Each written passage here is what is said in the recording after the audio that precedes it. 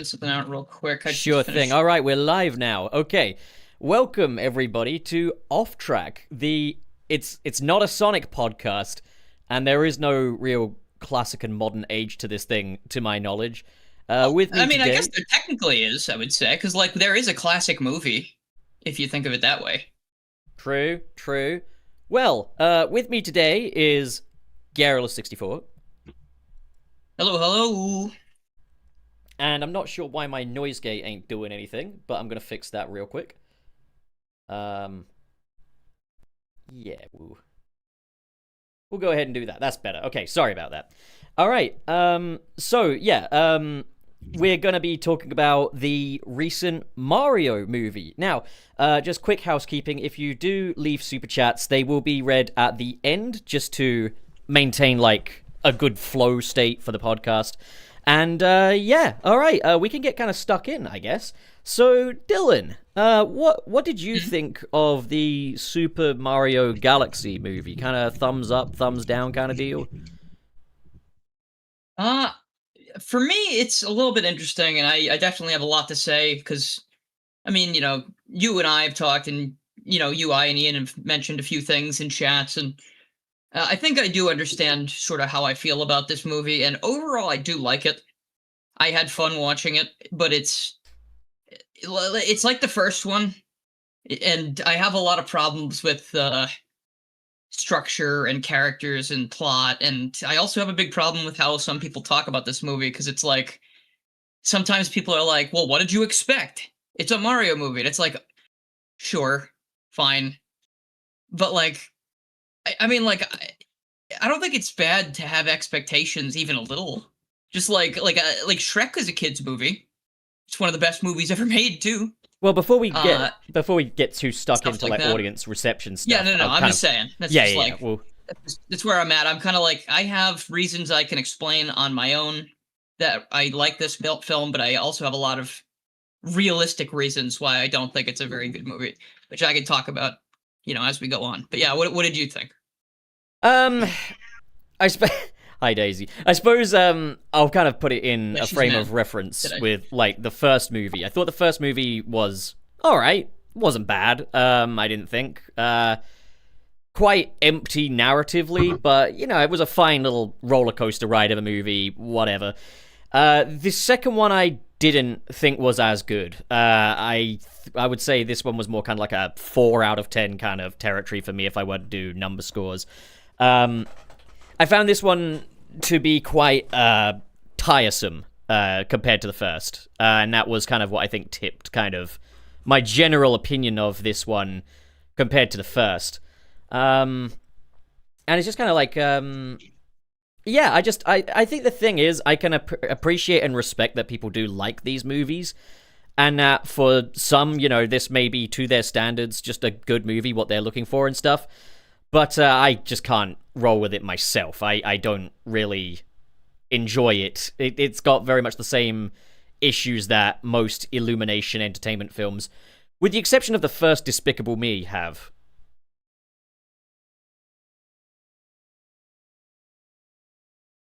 Can you still hear the cat? Is she still coming I through the know microphone? I'm not hearing the cat. No, okay. She's just so pissed today. I don't know. I tried to move rooms in my house to give her more space, especially because the litter box is so stank. Yeah. But like, she is just pissed that I have to keep her in this room. Anyway, yeah, no, I mean, I think that's fair. I've been thinking a lot about the first movie recently too, and I haven't seen it in a while, but I do sort of feel like it's paced better for sure. Like, it's not quite as fast as this one, and that's definitely a plus, I would say. I think it also Uh, helps that like the first one is like it only promises to just be a Mario movie. Whereas this one, being a Galaxy movie, it comes with like all kinds of other expectations and stuff. Um, I yeah, there's a so lot to say it's about the title specifically. It's very weird. I very much think they only called it that because they knew that Galaxy is a huge, huge buzzword for Mario fans. Because yeah. this really is a Galaxy movie for all intents and purposes. Um, Well, that's the thing as well. did Is like even I who haven't we like say spoiler warning already? By the way, did we already say that? it's literally called a spoiler cast. Okay, all right, good, good, good. Yeah. But like, yeah. What were we saying? Yeah, the first movie, like, yeah, like it didn't have the burden of expectation. The second movie, like, even as someone who hasn't actually beaten Super Mario Galaxy yet, I'm about, I don't know, halfway through, I'd guess. Would you say about halfway, Dylan? From what you How saw? many stars do you have now? I don't know.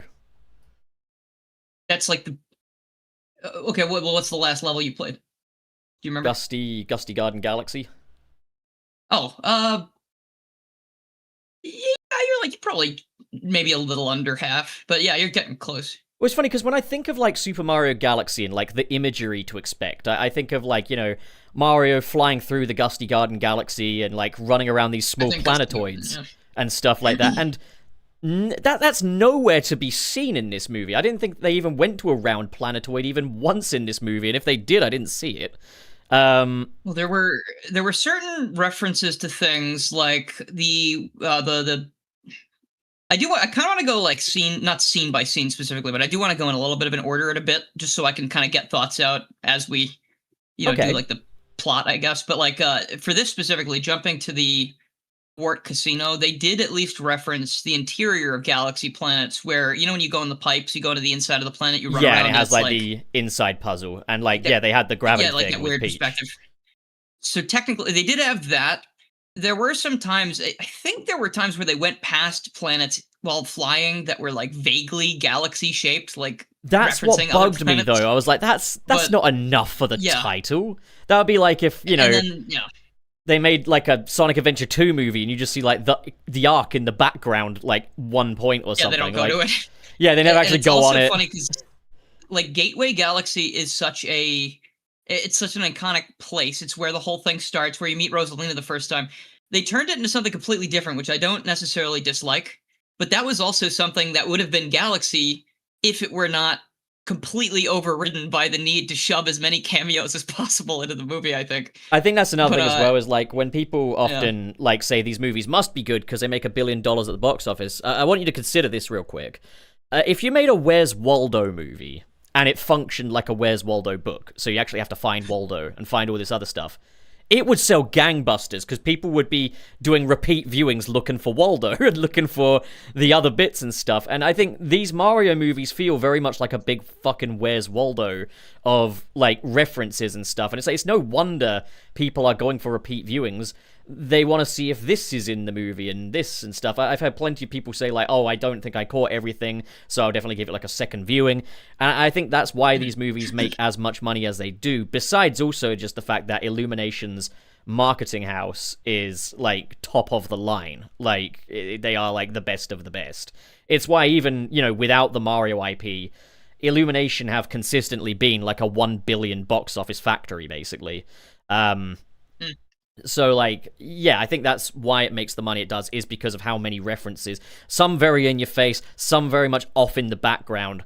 But, yeah, how did you feel about all those, like, references this time? Like, It's okay. I'm not gonna lie. One of the things about this film that I like is that, and this is one of those irrational, emotional things that I mentioned earlier. But like, one of my irrational things I like about this movie is seeing some of these characters on screen, on a movie screen, is something that like me as a kid wouldn't even have thought would happen, sure, I because mean, there's I nothing saw wrong with that. Nintendo. Like, I Yeah, said, yeah, no, and it's like, yeah.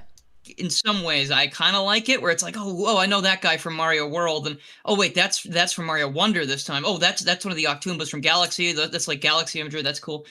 But like, it is excessive. It's kind of like product placement in other movies, like other popular films, where actually, you know what it feels like? It feels like in the Truman Show.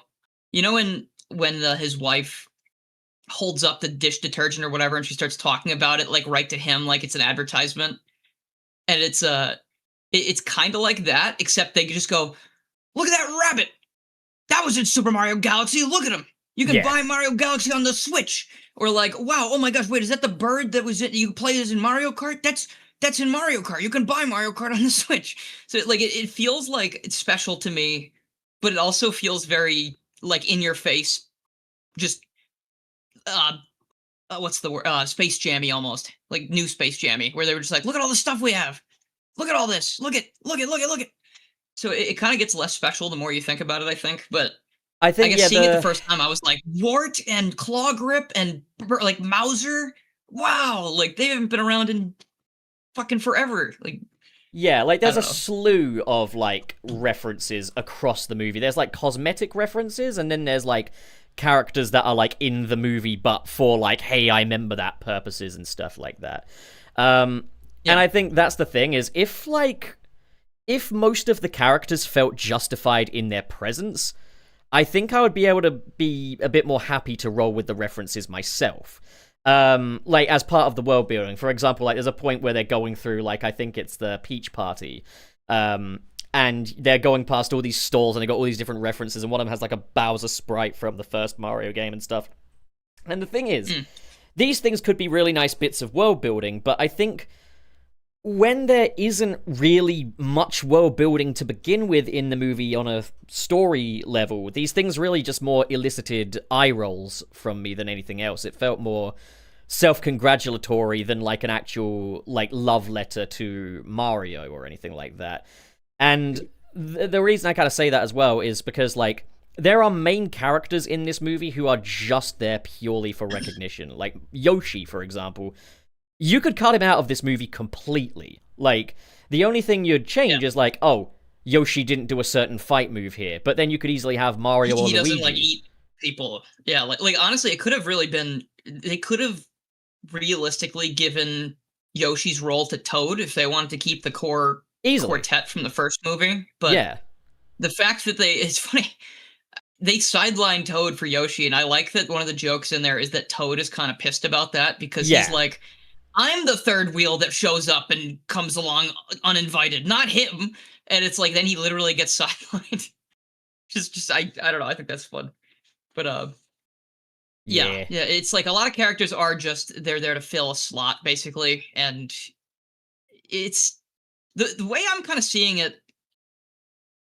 It's very strange because when you said there's no world building, the way they show all this stuff off, I feel like that almost is Miyamoto trying to world build in a way that doesn't involve story.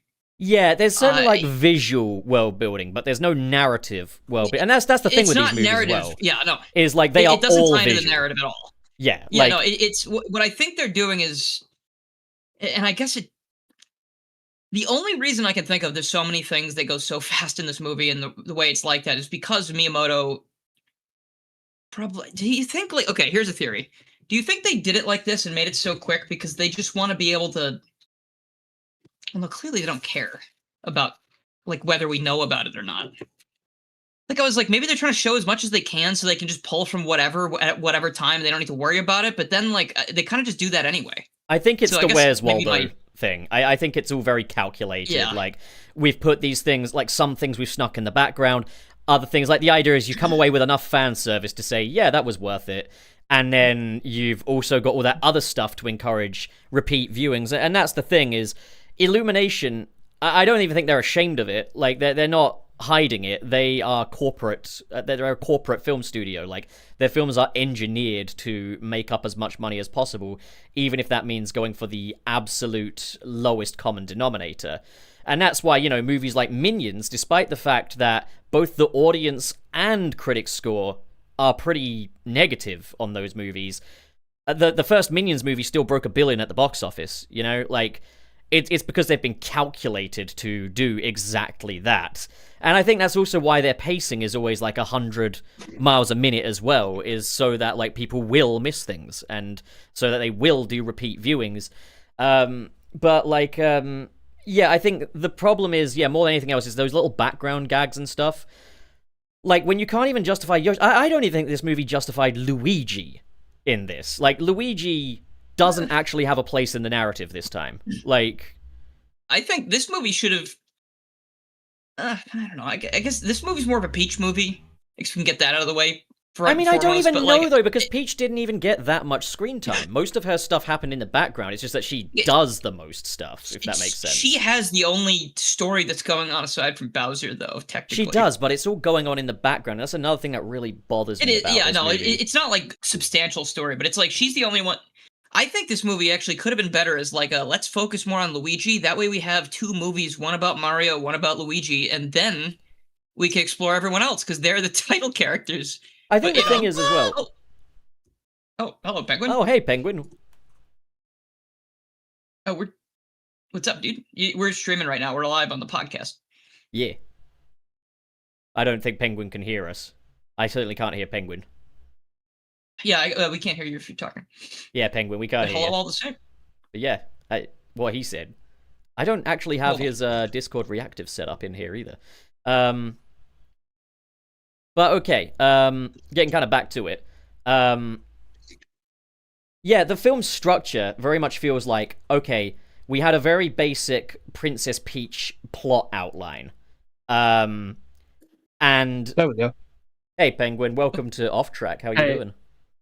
I mean, I can leave if you guys are. If you want to stick around, by all means, you're welcome to. I was letting you know because I wanted you to know because I didn't know if you thought we were just chilling. Yeah. Yeah. No, thank you. Yeah. So none of your slurs, okay? No saying your slurs, all right?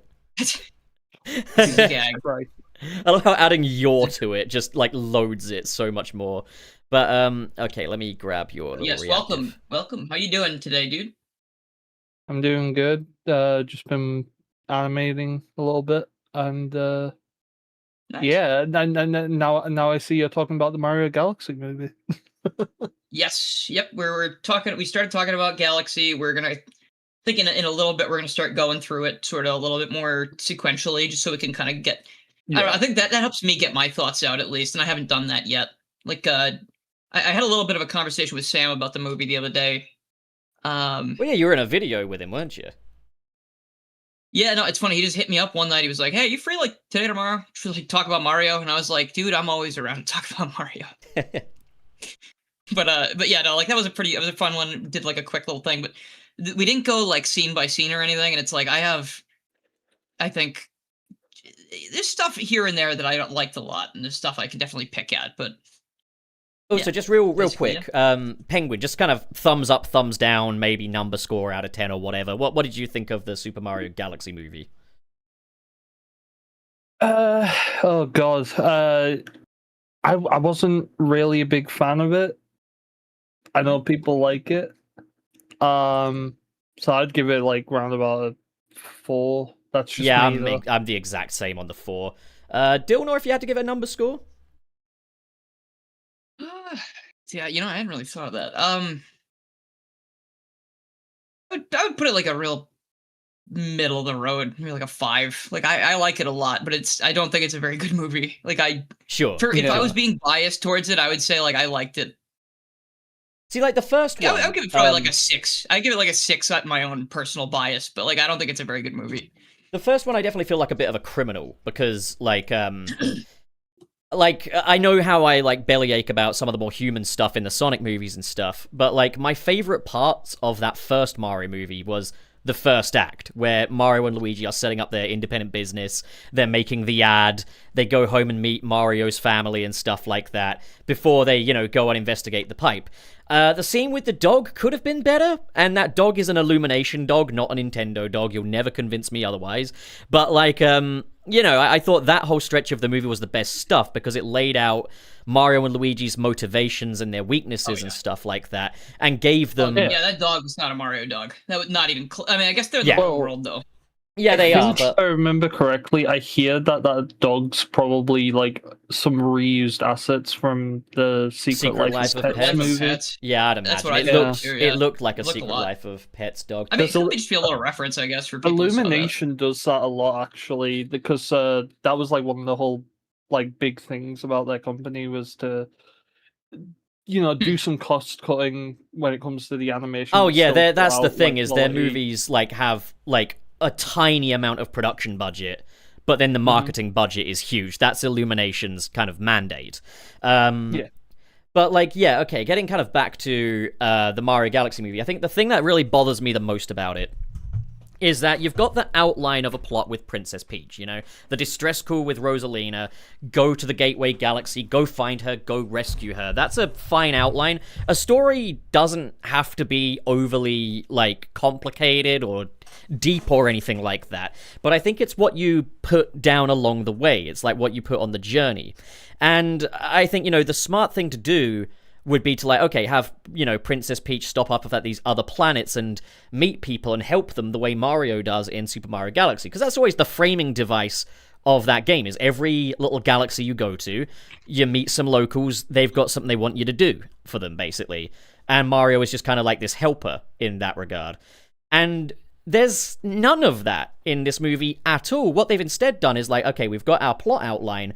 How many hijinks can we cut away to during Princess Peach's journey to justify a feature runtime? So, like, rather than character development, it's focused on gags and jokes and bits and skits and stuff, and it doesn't actually contribute anything. Like, Yoshi contributes nothing to the plot. You could replace him with any character, and it would make no difference. Same goes for Luigi, and I think the really sad thing about this is, after that first Mario movie, one of my biggest critiques was we don't see enough of Mario and Luigi together. In this film, they're together for most of the runtime, but Luigi does fuck all. In fact, Mario does fuck all, really, this movie. And until, like, the final battle, really. But even then, because they're just physical forces in that, you could swap them out with anyone. You could swap Luigi out with Toad. You could do anything. And that's the thing is, nothing here really has a specific purpose. And I do hear, like, the common pushback of, well, Mario's not Sonic. Like, the individual characters are not as defined, and Mario games don't have plots. But here's the thing. Like, that's not an excuse. Mario does not get a free pass on that. Because, like, movies are narrative. Like, that's what a movie is. There's the narrative, and there's the process. And any good movie is going to have a balance between the two. But Illumination films, especially like these Mario films, especially the Super Mario Galaxy movie, it's like it's all process, no narrative. Like, and I have an interjection about go on. About this specifically. You kind of just opened my eyes to something about why I seem to like it a little bit more than most. Like, especially that first movie as well, where they do kind of have time with the characters. Like, we do spend time with Mario at least more in that first movie than this one. Act, sure. I think. And then, yeah. So when we spend time with him and we learn about his whatever and stuff, there's a lot of surface level character arc stuff for him. There's a lot of almost nothing from Luigi, but there is stuff happening, and I think the Mario fan in me is just excited because in the games we don't get narratives like we've seen in Sonic games before. Like, the Sunshine, I think, is pretty much the closest we've got to like a Sonic story in a Mario game, basically. Like, how it's laid out, at least. Oh, yeah. So when these characters are portrayed like this, and they actually do talk like humans occasionally, and like they have human conversations at least sometimes, it's, I guess it sounds like I'm settling, but like, to me, who doesn't get that kind of narrative at all from Mario games, unless you're playing the RPGs, and you still technically don't get this from Mario and Luigi because they don't usually talk. These movies doing that is like more than they've ever had, I guess. So like, that's probably a little bit more why I'm more invested. Like, I got in there and I was like, Mario and Luigi have a whole family now. What are their names? I want to know. And I looked up all their names, and I know all their names now. And it's like, it's just the fact that they're giving them even just a little bit of something is more than they've usually had for the most part. I guess that's what excites it. And it's like, I wish there was more. Like, I wish they did this, what's already there, times like 100. But I guess that's part of another reason why I have this attachment to it, because it does take something that hasn't happened before and does something. At the end of the day, unless you've ever claimed to be a movie guy or a movie critic or anything like that, there's no problem just liking the movie for what it is and just like being like, other shit a lot. So I'm being extremely. I know it's very irrational for me to be like, I love this one. It's not irrational. It's more like, it's really not irrational. You're a big Mario fan, and you're getting Mario movies that put in a lot of stuff you've wanted to see in the highest fidelity you've ever seen it on the big screen. There's nothing wrong with that or irrational with that. And to add to that, I was just going to say, to add to that, I kind of feel like in our lifetime there was Mario cartoons before that. Yeah, but they were kind of like so early on within the series that we've never really had anything like that since those early Mario cartoons. Another thing I just wanted to quickly something I quickly wanted to touch on as well is we do have a comment here from A Generous Love saying, if you go to Mario for plot, you've already lost. Now, I just want to quickly kind of push back against that in like a civil way, is this is a movie. Movies have to have plots. Plots are not optional in movies. Like, a movie has to tell a story. Otherwise, there shouldn't be a Mario movie. If story is completely at odds with Mario, you ditch Mario, basically, because it's a movie. At the end of the day, it's called the Super Mario Galaxy movie. I expect it to function like a movie, not a video game. Same goes for, like, Barbie, for example. Barbie's a doll. Barbie is literally a doll. There's no plot here. Like, you had those, like, straight to... You can do anything, yeah. They had, like, a straight-to-DVD movie, but, like... A lot of them. Also, everyone be chill in the comments as well, by the way. Like, this is a completely civil discussion. But, like, Barbie, for example, though, like, for her big screen movie, they paired it up with, like, a narrative about kind of, like, gender roles and stuff. Also kind of, like, aging out of your ideal form, body issues and stuff like that. They paired it down with themes that would fit the source material, and you could easily do the same with Mario. You could make a movie about what it means to play, what it means to escape, and stuff like that, you know? Like, you know, those are themes you can pair with it. Lego did that. Lego had narratives about play and childhood and creativity and stuff in its movie. So, like, I think that's the thing, is, like, when people ask, what did you expect? We expected that. We expected something more like the Lego movie, or something more like... Even, like, the Lego Batman movie isn't as much a think piece as, like, the first Lego movie is. But, like, it's still a really, you know, fun time at the movies, and it still has themes of, like, loneliness, isolation, and stuff like that. Family stuff. I want to say the whole thing about, you know, why did you expect the story? Anything? If it's coming down to, like, oh, it's Mario, it's a kid's thing. I know we already said it, but there are a lot of kids things out there that are not just mindless fart joke. Like, there's plenty of things out there that are beloved by, you know, thousands, millions. SpongeBob, Phineas and Ferb. You could have Shrek, like I said earlier. Like, my parents and it was like a family event. We went to see Shrek. My uncle and my cousins came with us because my uncle was so excited to see the movie. Like, there's nothing wrong with having... I know Shrek's... I guess that's not, like, specifically for kids, but, you know, it's like... These things do resonate with adults because, like, the filmmakers back in the day, and still today, lots of filmmakers understand that these kids aren't taking themselves to the movies, so they've got to put a little substance in there, so that the kids will want to rewatch it in years' time as well, and so that the adults in the cinema aren't tortured. It doesn't need to be, like, high art. It doesn't need to, and it's not even like, do it for the adults, just, like, make it better for them and for me. It's like, if I hadn't seen things like SpongeBob or Chowder or Phineas and Ferb again or whatever, like, any cartoons, any funny shows I liked back in the day that really resonated with me, I wouldn't have the same personality, the same sense of humor, the same mindset about a lot of things. Like, media can really, really affect you when you're growing, to the point where... I mean, that's why I resonate so well with the Mario movies, because Mario is a huge part of me growing up. Another thing as well is, like, you take SpongeBob SquarePants, known for 10-minute hijinks on a TV slot, turn that into a big feature film. That first SpongeBob movie is a classic. Like, and it's based on a huge hot-ticket IP that was known for 10-minute funnies. Now, that being said... That first movie succeeded so well because it paired it with themes of childhood, growing up, denial about growing up and stuff like that. And it it gave kind of like a also kid not pride. Structured like a SpongeBob episode either. Like, it's structured like a film instead. Yes, and it gave like a kid pride kind of deal as well. It's kind of rousing for the kids, but also helps adults to connect with their inner kid. And, you know, you can really tell how special those themes are because the second SpongeBob movie is much more like the Super Mario Galaxy movie, where...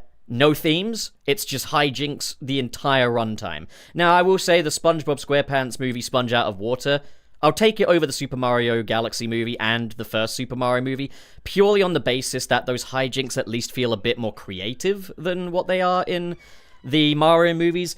God's sake, why is the world outside so fucking loud all the time? I don't know if you could hear that, but, like, yeah, like, you know, these are the things that define a movie. And they are completely absent in both. Well, you got crumbs of it in Mario 1, and then in the Super Mario Galaxy movie, none. Like, I mean, you've got the theme of family, but they do nothing with it. Like, all they do is just yell, family! It's, like, kind of a similar criticism to what I had with Fantastic Four First Steps. It's like, the theme is family! And? Are we going to say anything about it, other than that it's good, that family is good? Yeah, the theme seems to be that family exists and you should be with your family. But they don't, that's, like, all. And they don't really... Because, like, there's a lot of families... Honestly, I'm kind of itching to just go through this thing. Maybe you want to just start going through it. We can keep, like, talking about themes and stuff as they come up, and All right, sure. I don't know, sure. like, I'm guessing you're going to just have. fun.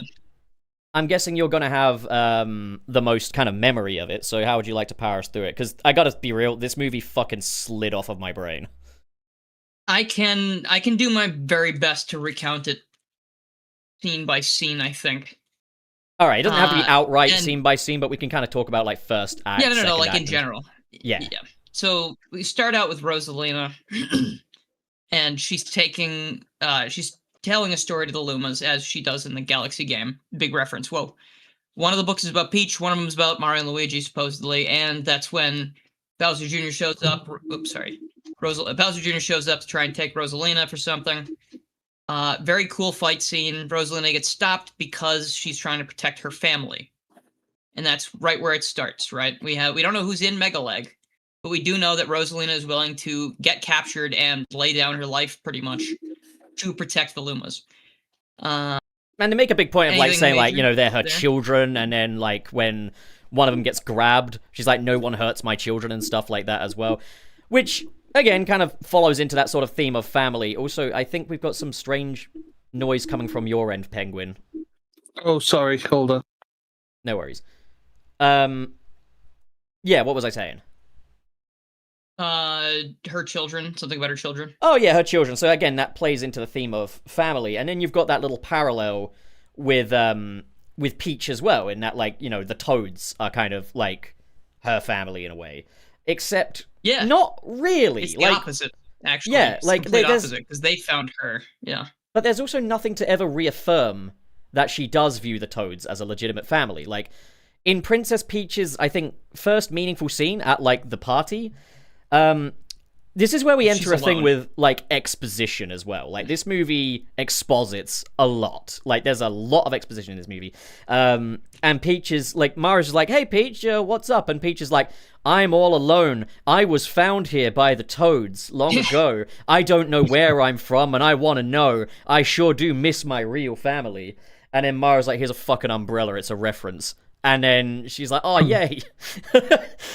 Basically. But there's never a point where she's like... Yeah. There's never a point where she's like, nah, the Toads are my family. I love the Toads. Like, no, she just goes meets Rosalina, and the Toads might as well go fuck themselves. She really does leave very quickly when she finds out she has a real family, which does kind of spit in the face of the whole found family thing. Yeah, she's like, fuck off, Toads, I'm off. Like, and then... I want to mention real quick about the storybooks, though, before we move on. The fact that Rosalina has a storybook specifically about Peach, and they bring up that as a point before Peach talks about her being like, oh, I forgot where I am. You know, I forgot. I don't know where I am from, yada, yada, yada. I actually wasn't even expecting them to touch on that in this movie. So, like, they do set up, like, a little bit of a mystery right there. And it doesn't seem like I as a Mario fan, had questions immediately. I was like, that's something that maybe people would just gloss over. Maybe they don't care. But I was like, that's big. That's actually a big thing because Peach is lost. She doesn't know where she's from. Is this going to lead to more mysteries? And then we talked about that scene where she's talking about how she's lost and she doesn't know where she's from. It's also just worth noting that, like, no, Rosalina did not just leave the Mushroom Kingdom permanently to go be with biological family.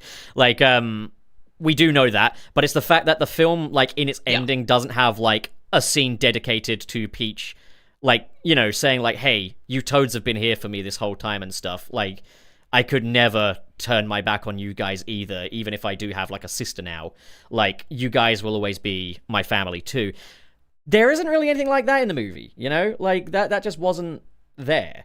Yeah, there could have been, because the Toads are very clearly worried about her always. They're always, like, freaking out the second they don't know where she is, which is, I guess, a little suffocating, too. But, you know, there's a lot they could have done with this, where, like, it's strange. They treat her like they're all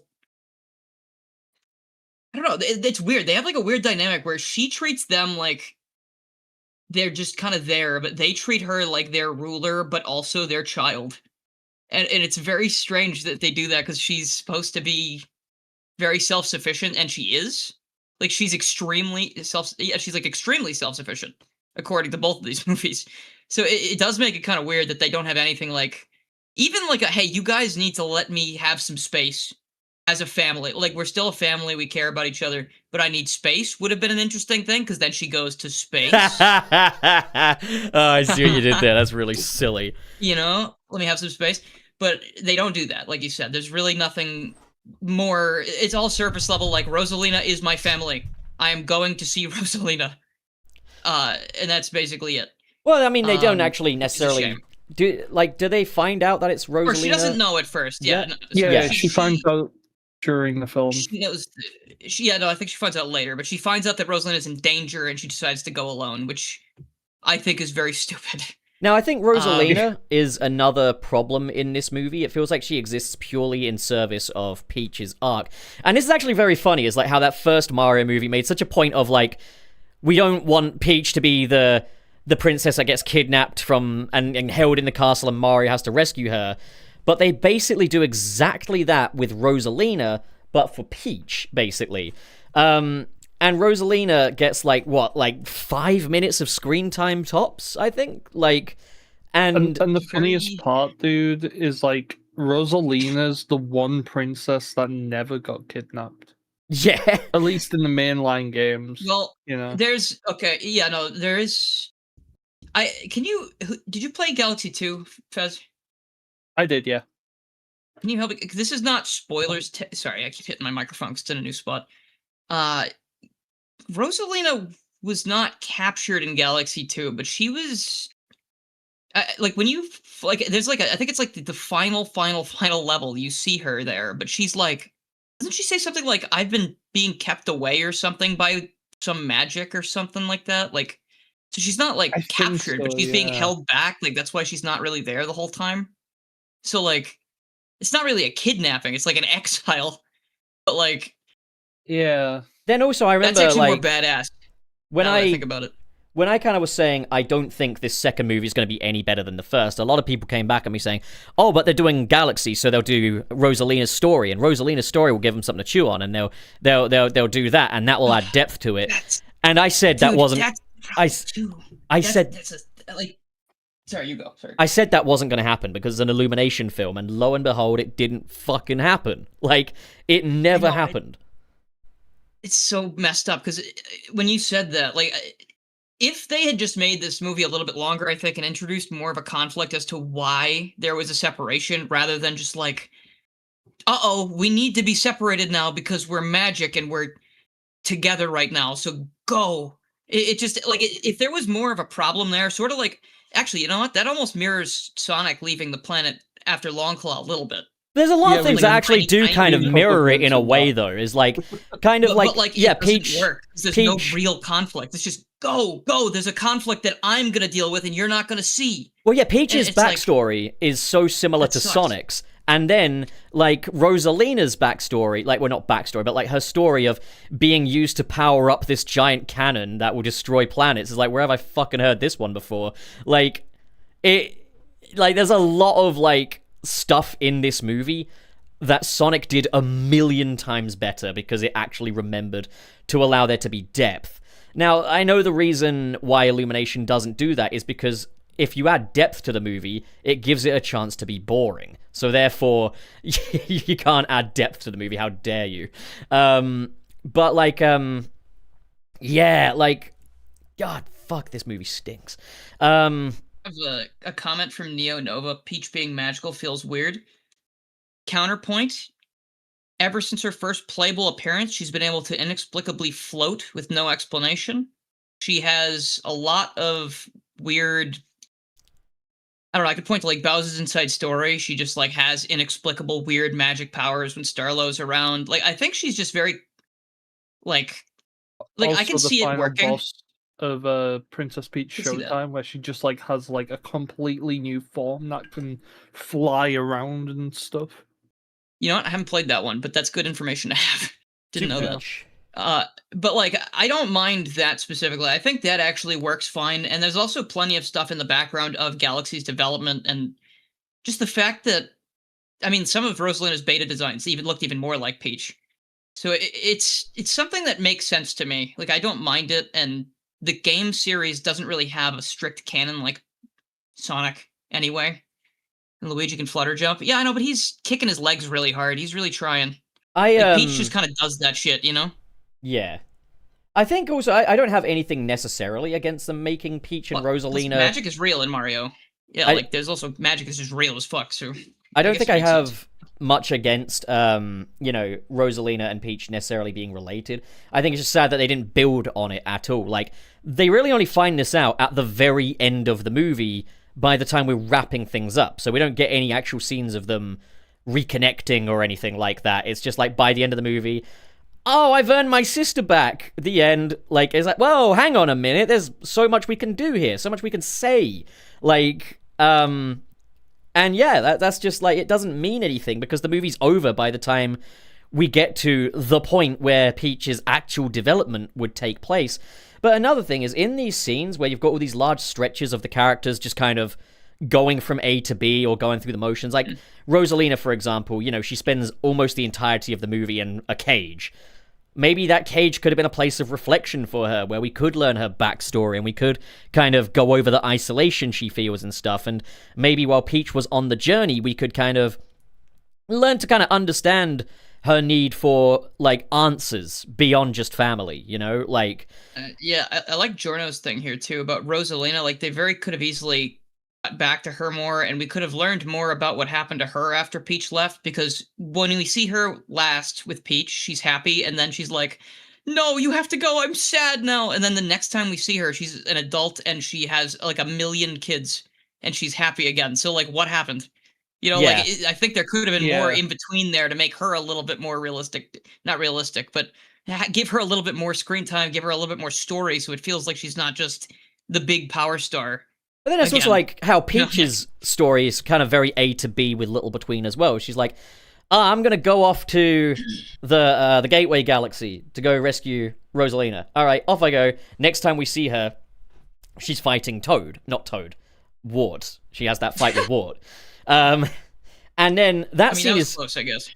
That scene's fucking pointless. You could cut that because all she learns is just, oh, it's that way, basically. And then next time we see her, she's already there. She's fucking there. There's no quest to this. There's just a couple of inserted shots of her floating around the galaxy, and that's it. There's no adventure. Can you imagine if, like, you did the SpongeBob SquarePants movie, they get in the Patty Wagon, and the next time you see them, they're at Shell City? Like, that would just be nothing. Yeah. Like, I mean, that's the problem with this film, though. It's like there's a lot, and it's not just with Peach here. A lot of the different storylines that you have going on just feels like, all right, we got to go from A to B constantly. Like, they've just got to get to the destination so we can. It's like a theme park ride. Honestly, the theme park ride is the exact a roller coaster. Yeah, yeah, it's the exact description I'd give it as well. It's like when Martin Scorsese was saying, like, Marvel movies are kind of theme park rides more than they are cinema. And I think that is actually a fair point at the end of the day. But, like, I think the Mario movies are, like, the evolution of that. Like, where you could look at a movie like Avengers Endgame and say, okay, what's this character really doing here? What does this character really add to the charge scene or anything? Like, the Super Mario Brothers movies are just like, hey, what does any of this even add? Like, there's not really any purpose to anything to build out a narrative. The scene with Wart, completely unnecessary. Star Fox you could also cut if you wanted to. You could replace him with any other character, because it is just like, okay, who's this? Why is he the main character all of a sudden? And, like, from the movie standpoint, anyway. I understand, like, Star Fox fans were probably pleased to see him. But, like, I mean, I've also had this prevailing sentiment. He's an advertisement, basically. They're setting up a Smash Brothers movie. That's why he's here. Yeah, I don't think they are. It was fun. I don't think they are setting up Smash Brothers. Like, I think, was it Miyamoto even said, like, there'd just be way too many, like, T's to cross and I's to dot. They're not going to do that. But if they do the original Smash Brothers, they could do Mario, Fox, Donkey Kong, and Kirby. or so. Like that, I think that'd be plenty. Like the there's thing 12 is, though- characters they can pick from that Nintendo owns. The thing is, though, from, I guess, my own standpoint, as long as it's being made by Illumination, there's still nothing to get excited about, because it's like, okay, Kirby will Oh be no, in I'm it not. It's not for gonna the be hell of good. it. It's just I think that's what they're doing. I think they're setting up spin-offs so they can make a Smash Brothers movie. Because otherwise, there's no reason for them to talk about alternate universes and the fact that Fox is from one. Otherwise, if they were just doing like a Mario thing and it was just, oh, Fox just exists here, Star Fox exists in this universe, the not corporation, And just, the team, sorry, the Star Fox team, then it would just be like, hey, my team and I got separated and I'm looking for him. But they specifically said, he's from another universe and I'm stuck here. So, Yeah. like, I mean, yeah, they that wouldn't does... say that unless they were looking for some multiverse bullshit, right? And I will say, like, when it comes to, like, a Super Smash Brothers thing, again, don't get your hopes up. I'm seeing, like, Smash Brothers movie starring Pratt Mario and Ben Schwartz Sonic and Ryan Reynolds Pikachu. I don't No think way. that's super unlikely, No because chance. the Marvel and Sony deal for Spider-Man was unprecedented. You're not going to get Illumination as well as Warner Brothers for Detective Pikachu and Paramount for Sonic all together. Like, And I don't no think, way. I don't are even all think Link three. would be in it personally. And I then think yeah, would Link be is left Sony, out. isn't he? I think.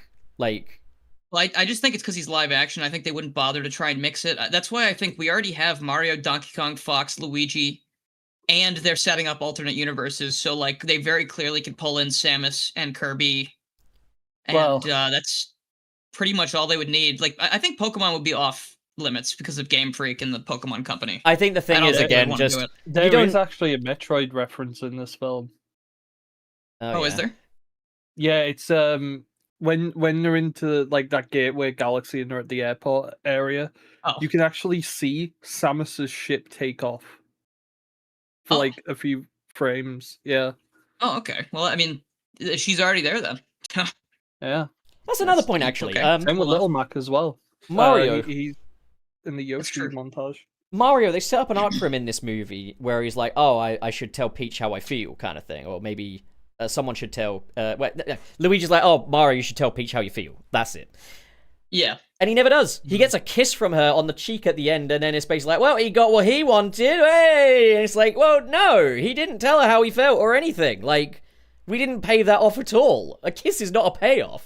But they had such a good gag with that though when he runs to see her and she goes for the hug and he does it and she's like, oh, A a handshake, and they all face pop. I thought that was actually really funny because I was Yeah. like, Mario, you're I don't know, you're fumbling the bag, dude. It Like, also come on, man. felt kind of silly though, because it didn't feel like something he would have done in the first movie. Yeah, no, that kind of comes out of nowhere. Like I guess it's implied, which I don't always like, just off stuff, like off camera implied stuff, but it's implied. I guess they've been there for a bit, and Peach is But then why would you have a Maybe Mario's just handshake? kinda- Like, you wouldn't handshake someone you know when maybe you're he's seeing just him. really awkward. I don't That's know, he's never really awkward. established though. That's the problem. Is it's there for a gag, but it isn't true to anything we understand of Mario's character. But again, it's Illumination. That's how they operate. There is never. No, Mario respects women. He doesn't want to assume that she just, it makes sense. She had her arms thrown out, like she was ready for a hug. Yeah, but he was like, oh, I don't want to misinterpret. Maybe she's like just maybe You she's never- carrying a giant invisible worm. I don't know. Go on, Penguin. I was gonna say you never had those moments where like it's like, okay, don't mess this up, and then you like mess it up. Like, Well, no, like, I've you had just, that, like, but like.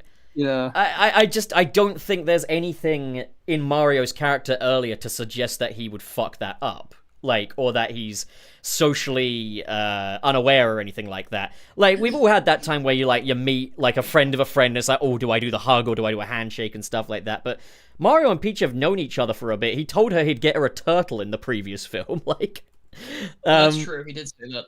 He did actually get her a turtle. and they were arm in arm as well, like, at the end of the first movie after defeating Bowser. Like, so, like, I don't buy it. Like, that's just a gag for the sake of a gag rather than an actual character consistency.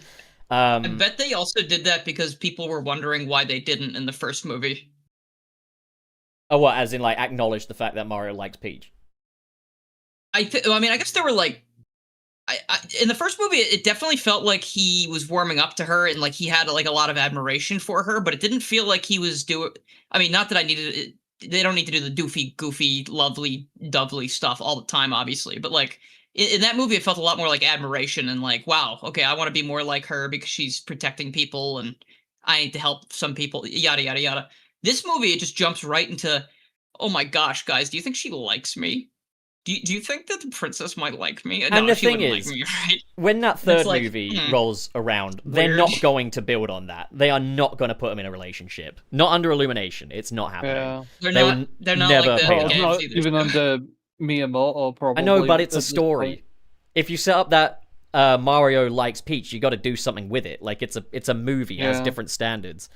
But like That's what this film does a lot, though. Like it gives you like, oh, are we going somewhere with this? And then it's like too afraid to like a fully textbook commit to an idea. a textbook example of it, I'd say, is Bowser as well. Like I thought genuinely for a minute we were getting a crumb of character development out of an Illumination Mario movie. When No, like wait, we were a little bit. I have a lot to say about Bowser, actually. I don't think we did. But I yeah, think go by the on. end we landed with me saying, "So is he a villain or not?" Like, where are we at with Bowser? Like, and that's the thing is like, Isn't just that the interesting part?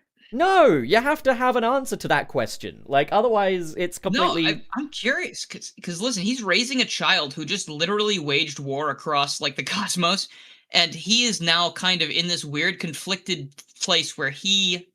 Okay, let's start at the beginning here, just real quick. Bowser gets shrunk. He's in the cage. He's being rehabilitated off screen by Luigi, seemingly, because they have Wish poker we could nights have and book seen club it. or whatever. Which I wish we could have seen, but I do like the idea of Luigi being the friend because it seems like he would be. And the fact that Bowser pops off in anger at Mario a few times makes you think that he's full of shit, obviously. He's not changed. He's still angry. He does the, whoa, that's not me anymore, guys. It's not me. You know, like making you think, yeah, okay. And Mario is not convinced, the whole thing. Bowser gets, I think he gets taken with the castle, but Mario, him, and Luigi and Yoshi get lost. He's trying to And then get he- Mario to unshrink him. Yeah, he provokes him to baits stab into him. doing it. Yeah. Yeah, and Luigi's like, you should do it because he's changed. I believe him. We've been, whatever. And it happens. He gets big. He doesn't attack Mario. It's another bait and switch where you think he's immediately going to attack them, but he doesn't. And then you think, I liked that. oh, he's just playing nice now. Yeah, no, I like it because it's like he is a Yeah. very fun character on his own, and with these others who he has been opposed to, this is a new dynamic we're forming, like a new quartet. And then these fuckers, they throw it away immediately. Immediately. Yes. They go to the Honey Kingdom, and Bowser instantly gives up his life, which I think is completely genuine because they said they're gonna go get Junior. And like he's like, I want to make nice with my son. I want to make sure that he's okay again. So he's like, you guys go do that because I'll take the brunt of this because I'm better at physical labor. Junior abducts him. Junior starts showing him all this evil stuff, and you keep seeing Bowser with these moments where he's like, he kind of gives like the happy but like uncertain smile to Junior, like when he's seeing all of this, like, wow, it's everything I've wanted, but Junior wants me to kill them. But then he keeps saying, oh, I like them. They're different. I kind of got acquainted with them. They think the same about him. At least, that Mario does by the time they leave, which I think there should have been more in between there. That would have been a good place for them to have a bunch of. I think that would have been a better place for shenanigans scenes because having that trio in the quartet, technically with Yoshi, with more interactions would have made this conundrum hit more. Because when Bowser's like, I don't know if I want to kill them, and Junior's like, oh, okay, I won't kill them then. And Bowser's like, oh, phew. And he seemingly is actually distraught when they are shot down. But the whole thing where he turns around and he becomes a villain again is because Junior has sort of given him everything he's ever wanted, and it's this whole thing where he thought he lost his relationship with his son, but instead his son has done all of this to make him proud and like be a part of his life again, and Bowser was always a fish out of water down in the Mushroom Kingdom, and he kind of has this turnaround where he goes, maybe I was wrong to do that. Maybe I was wrong to change my mind like they were telling me. Because, like, look at all of this. Look what he accomplished by doing all of the stuff that I was teaching him and what he learned from me. So by the end of the movie, when he fully commits back to Bowser Jr. and, like, being a villain, it hits really hard. I mean, not so much when Mario goes, like I knew you were gonna change. Like that was stupid because Mario's hardly seen any of this shit. Like he just. Also, he there's really that didn't- incredible generic line of dialogue that Chris Pratt delivered with all the enthusiasm of me working a retail job. Bowser, It's just so I stupid. know there's still good in you. No, it's still good. Like it's so dumb. It's so cliche there. But if that hadn't happened, and maybe Mario, I think I had said this to someone. I don't remember if it was you, but if that line instead was like, Luigi is going to be so disappointed or something like that, and Bowser actually did kind of give just like an ounce of hesitation for a second before stepping forward again, throwing out their axe, I think it would have hit so much harder and had like he has had an arc and a reverse arc in this movie, and it's because of the theme of family that they could have dialed up more. And to me, it's like it's that's so good because Bowser's fucking awesome in every role he's ever been in anything. Like he's always the best character, and the fact that he has some of the best stuff to think about, at least to me, in this movie, is really funny because I don't know, like I said earlier, it does not seem like a Mario movie. This seems like a Peach movie with also like this weird Bowser like identity crisis thrown into it, where he actually does commit to being good for a bit, but then gets brought back because of family, and I kind of think that's a little beautiful in some way, because like I don't know, like obviously it's not good for anybody, but like it's kind of beautiful that his son, he cares enough about his son and what his son has done that like he would change again. Like it's interesting, but like there's a lot going on there, and I don't know if it was all intentionally laid out or if my brain's just working overtime, but I really liked that at least. I think a problem with it, another great point of reference for this plot, but done better, is Sonic 3. In that, like, Robotnik reluctantly teams up with Sonic in Act 1 of the movie, and then once he meets Gerald, he goes back to being a villain. But the difference is that with Robotnik, his journey with Gerald ultimately brings him back to Sonic, Tails, and Agent Stone effect, and Knuckles, of course. Like, it brings him not to the side of good necessarily, but brings him to saving the world in the very end. Bowser doesn't get a moment like that where any of that development has any clear culmination. He goes... Yeah, no, it doesn't pay off. He's like, oh, I've been rehabilitated by Luigi, which we should have seen, and we didn't.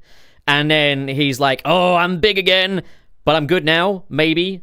And then he's like, I'm still good, I'm going up to the bee lady that everyone wants to fuck. And then, like, Bowser Jr.'s like, oh, but look at what I did. And then he's like, oh, okay. All right, I'm kind of evil again, but I'm also kind of a little indecisive. And then by the end, by the final battle, he seems to be just kind of evil again. And it's like, by the end of it, there's not really much difference with where Bowser's at come the end of the movie versus where he was at the start. While Robotnik did have a clear story that carried us all the way through to the very end, and his story had an ending to it, which resulted in a culmination of that development. Like, it led somewhere. And it still sets us off with what kind of dynamic is he going to have next, because we know he's going to be in Sonic 4, but he had a complete story for that movie. Whereas Bowser, for this one, it feels like we're going to kind of see the ramifications of where he's at next time. But I'm also... I don't want to see the next movie. I really don't want to waste my money on another one of these. I feel like, you know, you had a chance to kind of rein me back in with this, and it didn't happen. So I still don't think Bowser's development works. It's still, like, something, and it's something that could have been good if it had the time it needed. But we had to fill that time with Yoshi shenanigans, and Baby Mario, and Baby Luigi, and Star Fox. What I'm saying is, I definitely agree. I think it's, like, there's something there, and I like seeing that, but it's not complete, and they don't really do enough with it. That's where I'm standing on that. It's something that I was like, I would have loved it if they explored that side of it more. Because that's interesting. I wouldn't call Bowser's character development undercooked. I'd say it's not even out of the freezer yet, but it is at least in the freezer. It's in the building. Like... Yeah. No, I do want to say that was my one big thing I wanted nitpick. to talk about, I think. Yeah. Oh, just real quick, let Penguin go first.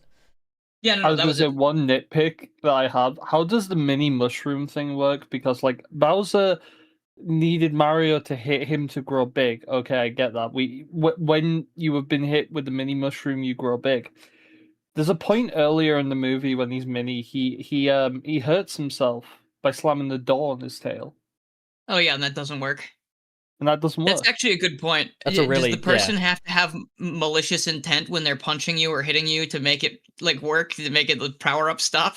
Maybe it I can't don't be know, like self-inflicted, but at the same time, like the movie never really lays out the and that's another thing is the movie does not lay out the rules of like power-ups. The first movie does that exactly, but like you can cancel the fire flower, I think, because when Mario and Luigi are in Tostarena looking for when they find Yoshi, they have the fire flower. Remember, Luigi's freaking out, throwing fireballs and stuff. But then when they leave again, they're outside again. They don't have the fire suits anymore. So theoretically, they either powered down on their own, like through sheer will, or they got hit on the way out and they didn't show it. So like there are rules for certain power-ups that don't relate to other ones. Like the mini mushroom seems more like a cursed object than a power-up. Like it's kind of like the poison mushroom. Like it's maybe that's like it's like the opposite. Like that's something you can't willingly power up out of. I don't know.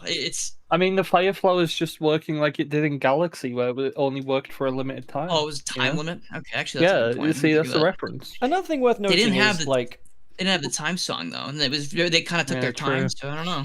Reference-wise as well, this movie is more Super Mario Odyssey than it is Galaxy, I'd say, which is also like all the more reason for me to enjoy it, to be honest, is because Super Mario Odyssey was my first Mario game. I think it's one of the best games I've ever played, to be honest.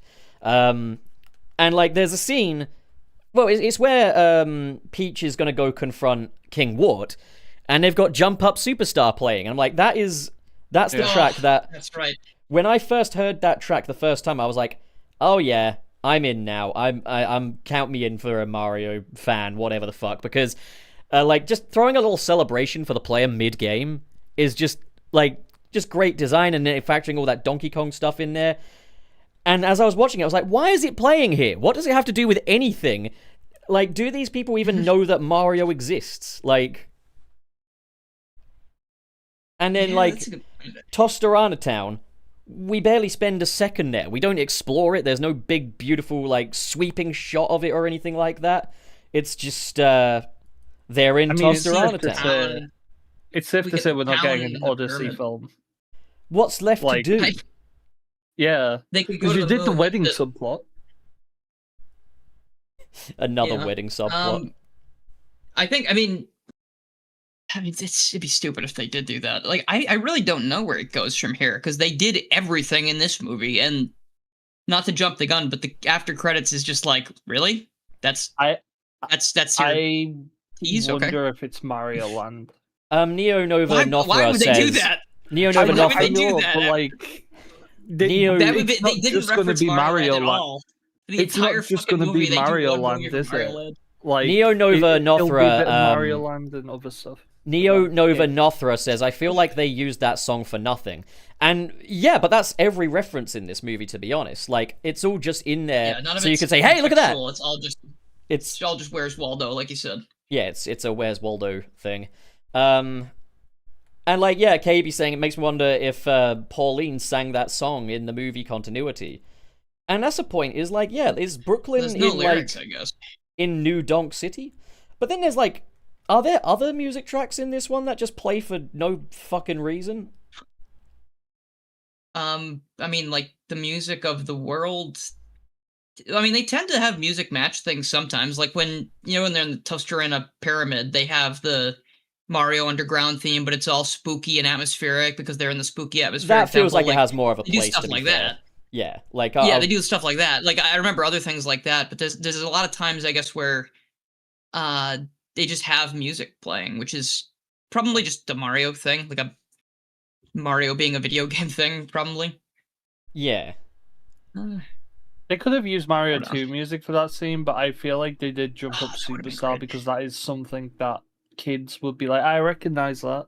Yeah, I know that one. Because let's be honest, like most of the kids who were watching this, they've probably played Odyssey, they've played 3D World, like they're only gonna really know mostly some of these like newer games. I guess it's just very sad to me. Oh yeah, another Odyssey thing is that fucking dinosaur being in it as well. Like they go to that dino place. Like regular T-Rex could just be a Mario Odyssey reference now, which is really funny. I'm gonna say that when I watch Jurassic Park next time. Also, Mario. Fox landing on the dinosaur planet. That's Yeah, so You another know thing what? is I didn't think of reference that. to I did not Adventures. think of that. That's actually really funny. I thought too many of the planets in this movie felt similar. Like the first time Mario and Luigi got abducted and landed down on that forest planet, I thought we were genuinely still in the Mushroom Kingdom, or at least still the same planet. I did too. Because 99% of the planets they go to are forest planets in this movie, so there's not really any variation to it visually. The only point where it starts feeling a bit like a Mario Galaxy thing is really when they go to Bowser's the planet at the end of it, you know, it by that point we're at the third act, and that's another thing. This movie for me took way too long to actually get going. Like every time we felt like we were going to get started, we'd cut back to more hijinks to the point where I'm like, you could probably start this film at the third act and get everything you need to know, to be honest. Like they're there, they're going to fight Bowser. I mean, yeah, and the thing is, all these would be fine TV episodes, you know? Like, if you took all this story and stuff like that, or not story, if you just took this whole film and cut it down into TV episodes, you wouldn't have, like, an amazing TV show. I mean, you'd have an amazingly animated one, that's for sure, but, like, you'd at least have a format that actually flatters it. But, like, when you're sitting down in the cinema, it's like, this is a time commitment, man. I don't have all the time in the world. Like, either do something or get out of here, you know? Yeah, no, it's unfortunate. Like I really wish they had picked some other studio that actually would have been like, hey, no, Mr. Miyamoto, we do like stories here. You know, like we think want to the do a thing is, story. I think that'd be fun. The second they say that, Miyamoto's probably like, all right, then no movie, because like, isn't like Miyamoto like not big on like stories in video games and stuff, and like, I guess he's kind of like.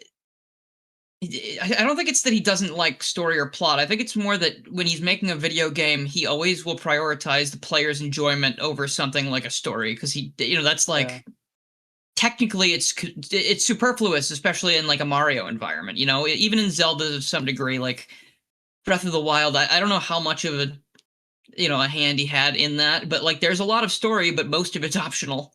Like a lot of it is. I don't know if that's like a player engagement, like look it up if you want to kind of thing. But that obviously doesn't work in a movie or a book or a comic. I also just remember so, like when I said like the know. first movie that I didn't expect much from it because, you know, Illumination and all. People said, "Oh, but it's Miyamoto. He'll make sure it's good and stuff." And it's like Miyamoto's a game designer, not a movie maker. That's the double-edged sword. Because like he is gonna be there making sure that they don't turn the toads into minions. You know, like he's gonna be there to make sure that they don't make Mario green. He's gonna do stuff like that. Like he's gonna make sure Bowser, he's gonna be very picky about like the size of Bowser compared to other characters, shit like that. He's gonna be there to make sure, like nothing like the Sonic movie, like the first trailer for the Sonic movie, like with the bad design. They would have been like, they probably would have fired the movie studio before they even concepted the trailer if something was looking like that. Like, that's the trade-off. We have biblically accurate Mario things and designs on the big screen with music, but we have no story to speak of. It sucks. So it's like the monkey's paw curls, so to speak. Yeah, definitely.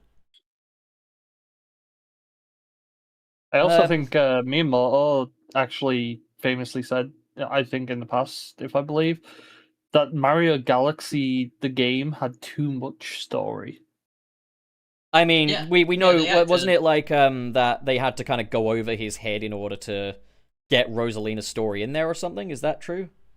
The thing I've read is that was he the director or the producer? I don't remember what his role was, but Yoshiaki Koizumi, I believe his name was, had to go behind his back to hide the Rosalina storybook stuff in that little extra section.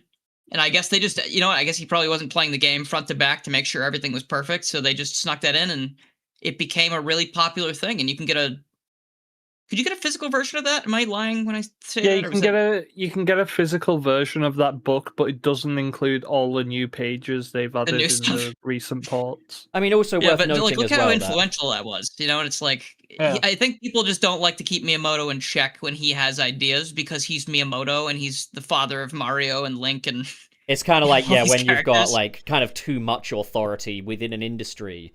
But it's like, again, Miyamoto isn't a filmmaker, he's a game maker, you know, like he's Yeah, yeah. so. And I think I saw KB say, I kind of don't think it matters whether or not, like, Illumination are making the movies. It's Miyamoto that's going to be the problem. I would say it's a shared issue because you've got a studio that are not interested in telling a story. And then you've got a lead producer, game designer, source material creator that is also completely uninterested in telling a story. So you've got just this You know what? Yeah. deadly fusion of, like, well, just crap story, really. Like, it's not going to be good. Sorry, who's Koizumi? Yoshiaki Koizumi has been I hate remembering the roles. He's like either the director or the producer on a lot of games over the last while. I think he was in the original Switch announcement trailer because he's also is he maybe involved with that or something? I can't quite remember. But Koizumi was also, I believe, the director on Odyssey. And Miyamoto had a lot less involvement in that one than previous Mario games, I think.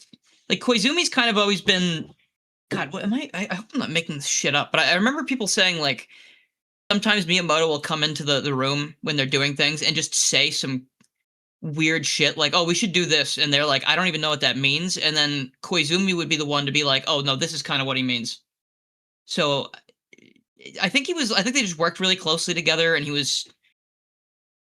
I don't want to say like protege almost, but like I guess they could have been in like a sort of like a learning thing because now Koizumi, I believe, is primarily on Mario. I think. Well, either way, yeah, like, yeah, no, that's just, you can look him up. He's been around for a long time doing stuff. Koizumi did Galaxy, like directing and Odyssey, right?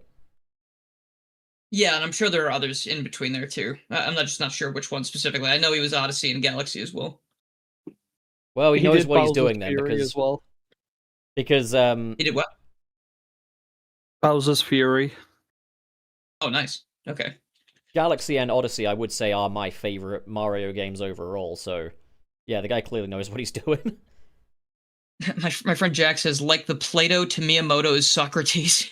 I think I really do think that there's a thing I read somewhere where they literally said sometimes they really just needed someone to be like, oh, this is what Miyamoto means, or like, not like literally they didn't understand him, but like he would just be describing things in a really abstract kind of way, you know, Yeah. like it's interesting to me that like that can happen. But I mean, he has good ideas sometimes. Like he's made some of the best games of all time. So Yeah, fair play to him. Like, that's another thing, though, that also leads me to kind of say, like, you know, when people say, what did you expect? It's just a Mario movie and stuff. It's like, what do we immediately associate Mario with? Quality. Yeah, when it comes to Love. games, Mario and quality are two things that are associated. And I think that quality is the single most important aspect of Mario. So it's like, yes, you've got all this biblically accurate Mario and stuff in the movie, but you haven't got the one thing that made it matter. The quality. Like, it does, like, if you took Mario Odyssey, stripped it down to just those Mario Odyssey levels, had Mario in it, but you didn't fill it out the way Mario Odyssey is, or have the quality there, or anything like that, well, it wouldn't be good.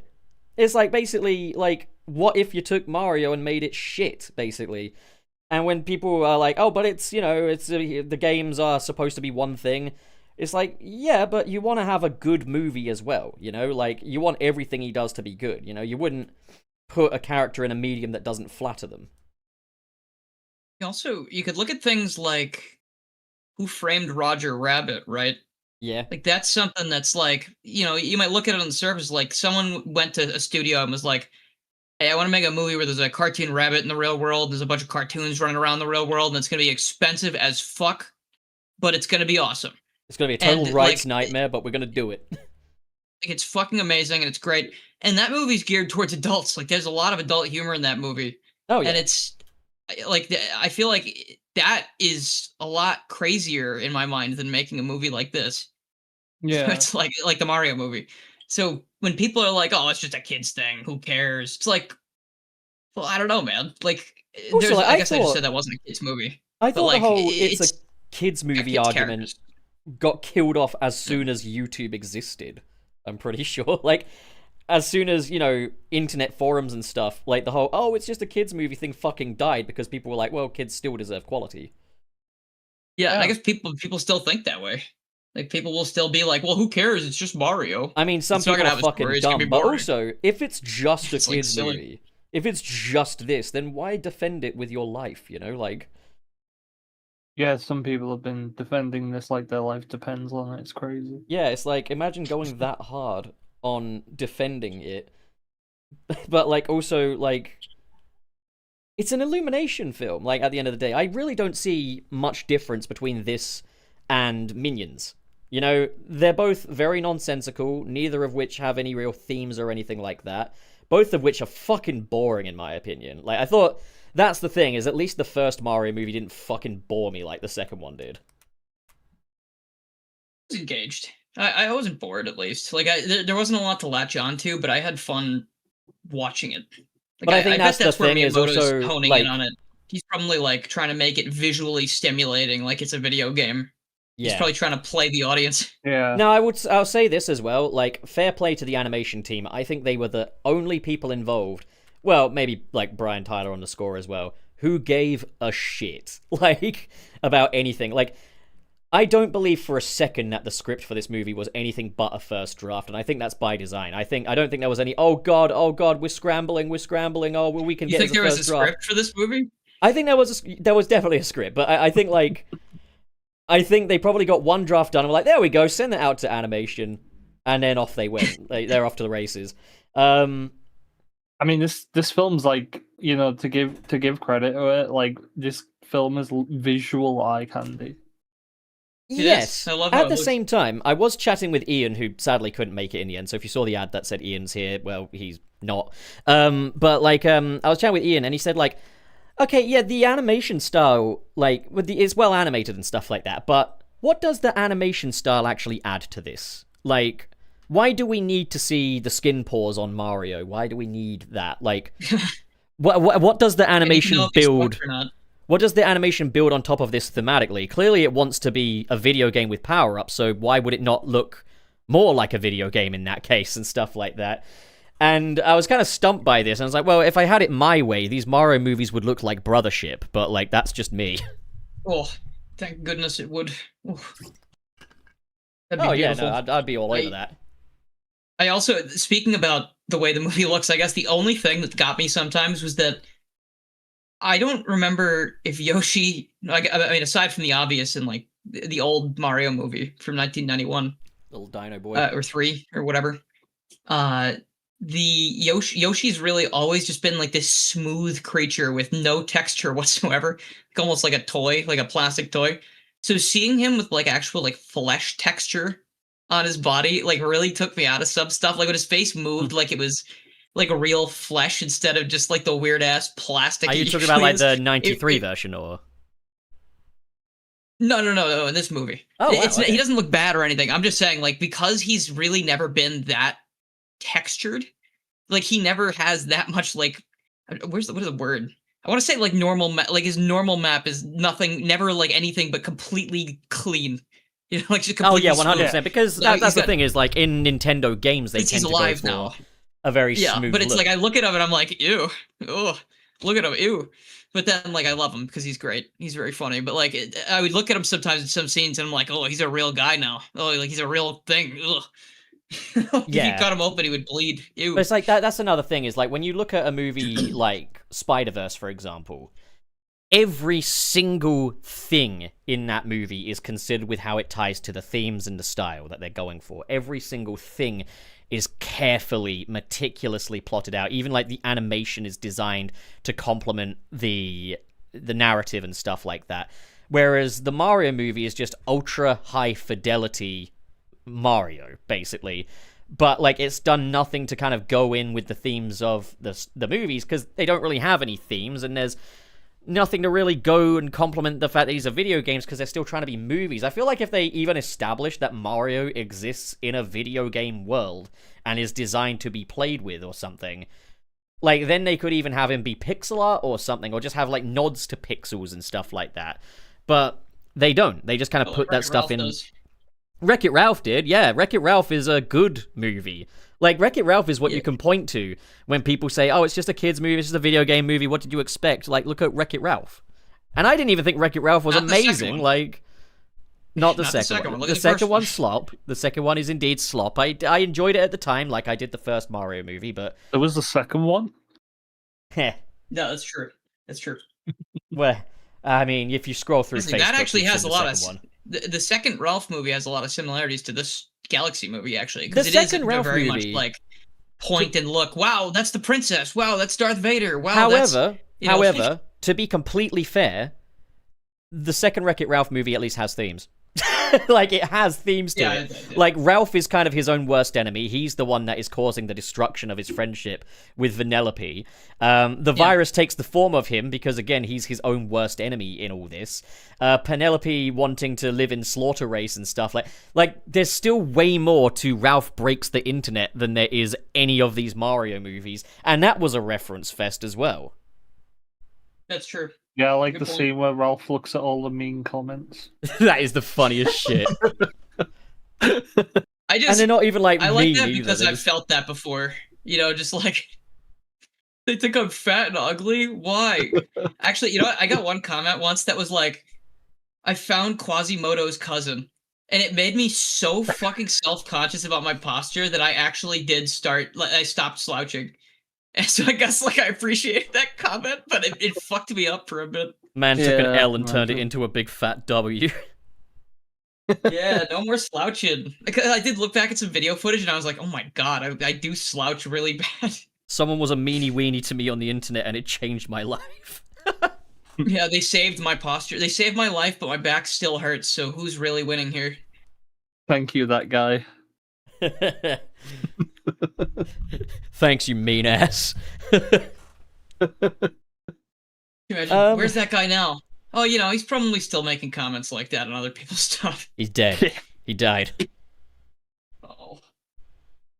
Oh. Well, it died.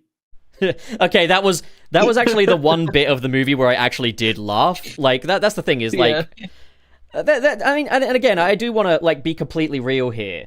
The kids in the movie theater were loving it. So like if you genuinely just want a recommendation, you're a parent, you want to take your kid to see a movie, and like you'll show them some other stuff too, then like why not, you know?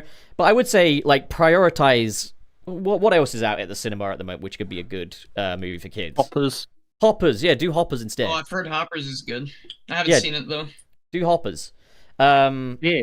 Like, but like, I wouldn't say a parent shouldn't take their kid to see the Mario Galaxy movie because like a kid's still gonna have fun with it, you know? Like, not everything I watched as a kid was a masterpiece or anything like that.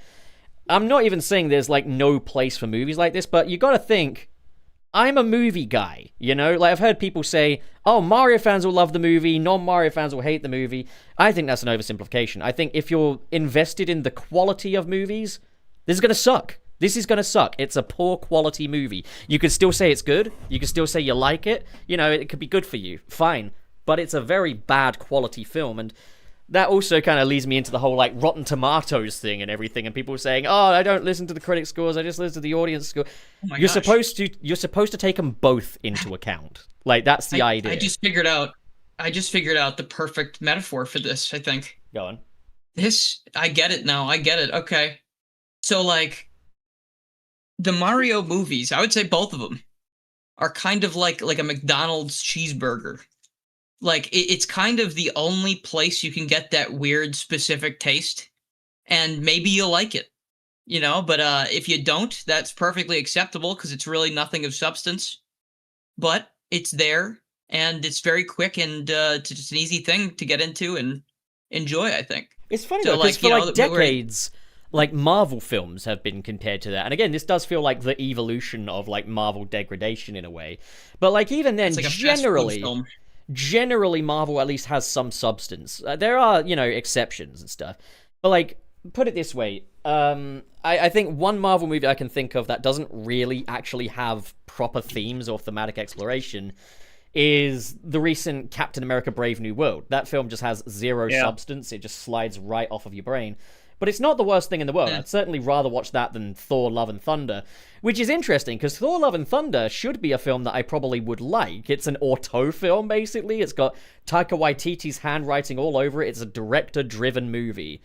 But I just find the fucking thing so unbearably, ungodly irritating to watch that I hate it. Again, there's no, clear-cut standard. But I would say generally, if you are massively interested in movies and you care a great deal about narrative and stuff like that, then these movies absolutely are not for you at all. If you're a kid or a Mario fan, you might get a little something out of it. The thing is, I would call myself a Mario fan, just a casual one, though. Like a casual Mario fan. I'm the diehard Mario fan here. That's why I'm so back and forth on it, because that's why I keep trying to justify it out loud to myself too, because I am very much I do like good stories and I like good movies and stuff. So it's this is not one of those, but as a Mario fan in my blood, I've been poisoned for a very long time. I like it a lot. Another thing well is back and forth, As a YouTube movie guy, Illumination is basically the bane of my existence. They make the worst kinds of movies, in my opinion, which are not outright terrible, but they're not good. I would much rather it be outright fucking terrible, frankly. I would much rather watch Madam Web than the Super Mario Galaxy movie a second time. Oh, Jesus Christ. That's crazy. Madam Web never bored me. I don't agree. Madam Web never bored me. It was an absolute shit show, but it didn't bore me. I bet you're excited that the creators of that are doing the Zelda movie then. Or the directors. Yeah, buckle in. I'm sure it'll be more memorable than either of these Mario movies in that case. Yeah. No, it's the producer, Avi Arad. However, Avi Arad did not produce... Avi Arad didn't produce Madam Web. The director or writer is Morbius, though. There's a Morbius person. All right. So pull it back. It's Avi Arad's batch. So you've got Avi Arad as the producer. You've got the usual writers that Avi Arad hires. However, Avi Arad had nothing to do with Madam Web. He only had to do with... Okay, so I don't want to actually fully discredit him. He's had involvement in every Spider-Man movie from Spider-Man 1 to The Amazing Spider-Man 2. However, he only became lead producer from The Amazing Spider-Man 2 to... he has nothing to do with the MCU Spider-Man movies. He's very hands-off with those. He was involved in the Spider-Verse movies, but to a lesser capacity. And then the Venom movies, Morbius, Kraven the Hunter, and that lot are his pet project. So the more power he has... He took better care of his pets. The more power he has, the worse... To video games, he did Pac-Man and the Ghostly Adventures. Yep. And Borderlands. Yes. This seems like a bad fit, now that I think about it. Oh, there's a reason why people are upset about it. I'm terrified. He has I want to say right quick, he's got an awesome fucking name. That's awesome. Avi Arad. Well, That's awesome. 90% of Spider-Man fans, that name that name brings horror, basically, because it's shiver down the spine. Yeah, because he sounds like he could be in Spider-Man. He's got a Marvel like alliteration name. Well, that's the interesting thing as well. Is with the Amazing Spider-Man 1 was the last Spider-Man film to be produced by Laura Ziskin and at least co-written by Alvin Sargent. They were like a husband-wife duo, basically. And they put a lot of sort of heart into these movies and focused more on the relatable aspects and the themes and stuff like that as well. Where the Amazing Spider-Man 2, Avi Arad took complete control over that one and got his mates that worked on Star Trek Into Darkness and stuff to work on Amazing Spider-Man 2. And so it's a completely different pedigree of producer and writer, and Avi Arad is the definition of a bean counter. He's in it to sell toys. In fact, that's how he got his start. He was a toy salesman. He was the man who gave birth to the Marvel Legends action figure line. And to be fair, great toy line. Really good toy line. He can make good toys. And he was also one of the... one of the first people in modern Hollywood, or at least like the 21st century Hollywood, to actually believe in superhero projects because he saw how many toys they could sell, basically. But you've got a salesman as your lead producer here, so I don't expect anything good out of that Zelda movie. It will probably look like Zelda because a lot of his projects do have like a certain degree of aesthetic accuracy, but that'll be it. I think Miyamoto is going to be working alongside them as well. Oh, fuck. I bet any Nintendo movie that exists from now on, I imagine, is going to have Miyamoto involvement because he put his name before...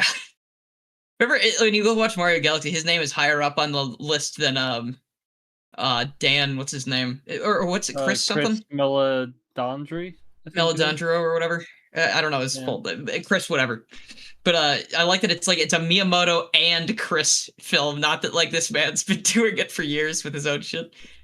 But to be honest though, I'll probably really proud of it, I guess. So I guess I'm more looking forward to the Zelda movie than I am like a Mario 3 because I expect a shit show. I expect an absolute shit show. That being said, I've expected absolute shit shows before. Morbius, I expected an absolute shit show, and I was just bored, you know? Madam Web was the shit show I was promised with Morbius. I'm not sure how I got there. Has something to do with Spider-Man, I think. That scene made me so mad, dude.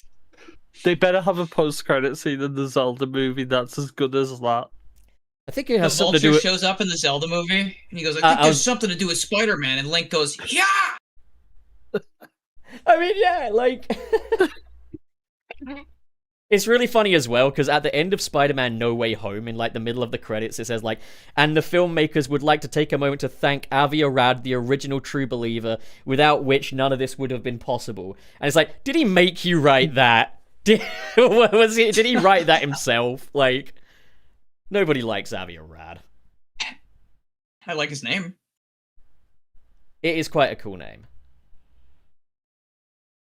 All right. Closing thoughts. I guess I'll start. This movie sucks. You might like it. See it for yourself. I'm not going to give you a recommendation because the only opinion you should trust is your own. Go see it. That's a good one to go with. I think... Previously, I had said if you don't like Mario, take a Mario fan to see it. They'll have a great time.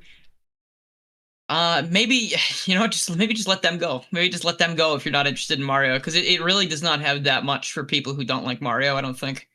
Like, it's fine, it's fun. I mean, if you have a family, I guess if you have a family, bring your family, for sure.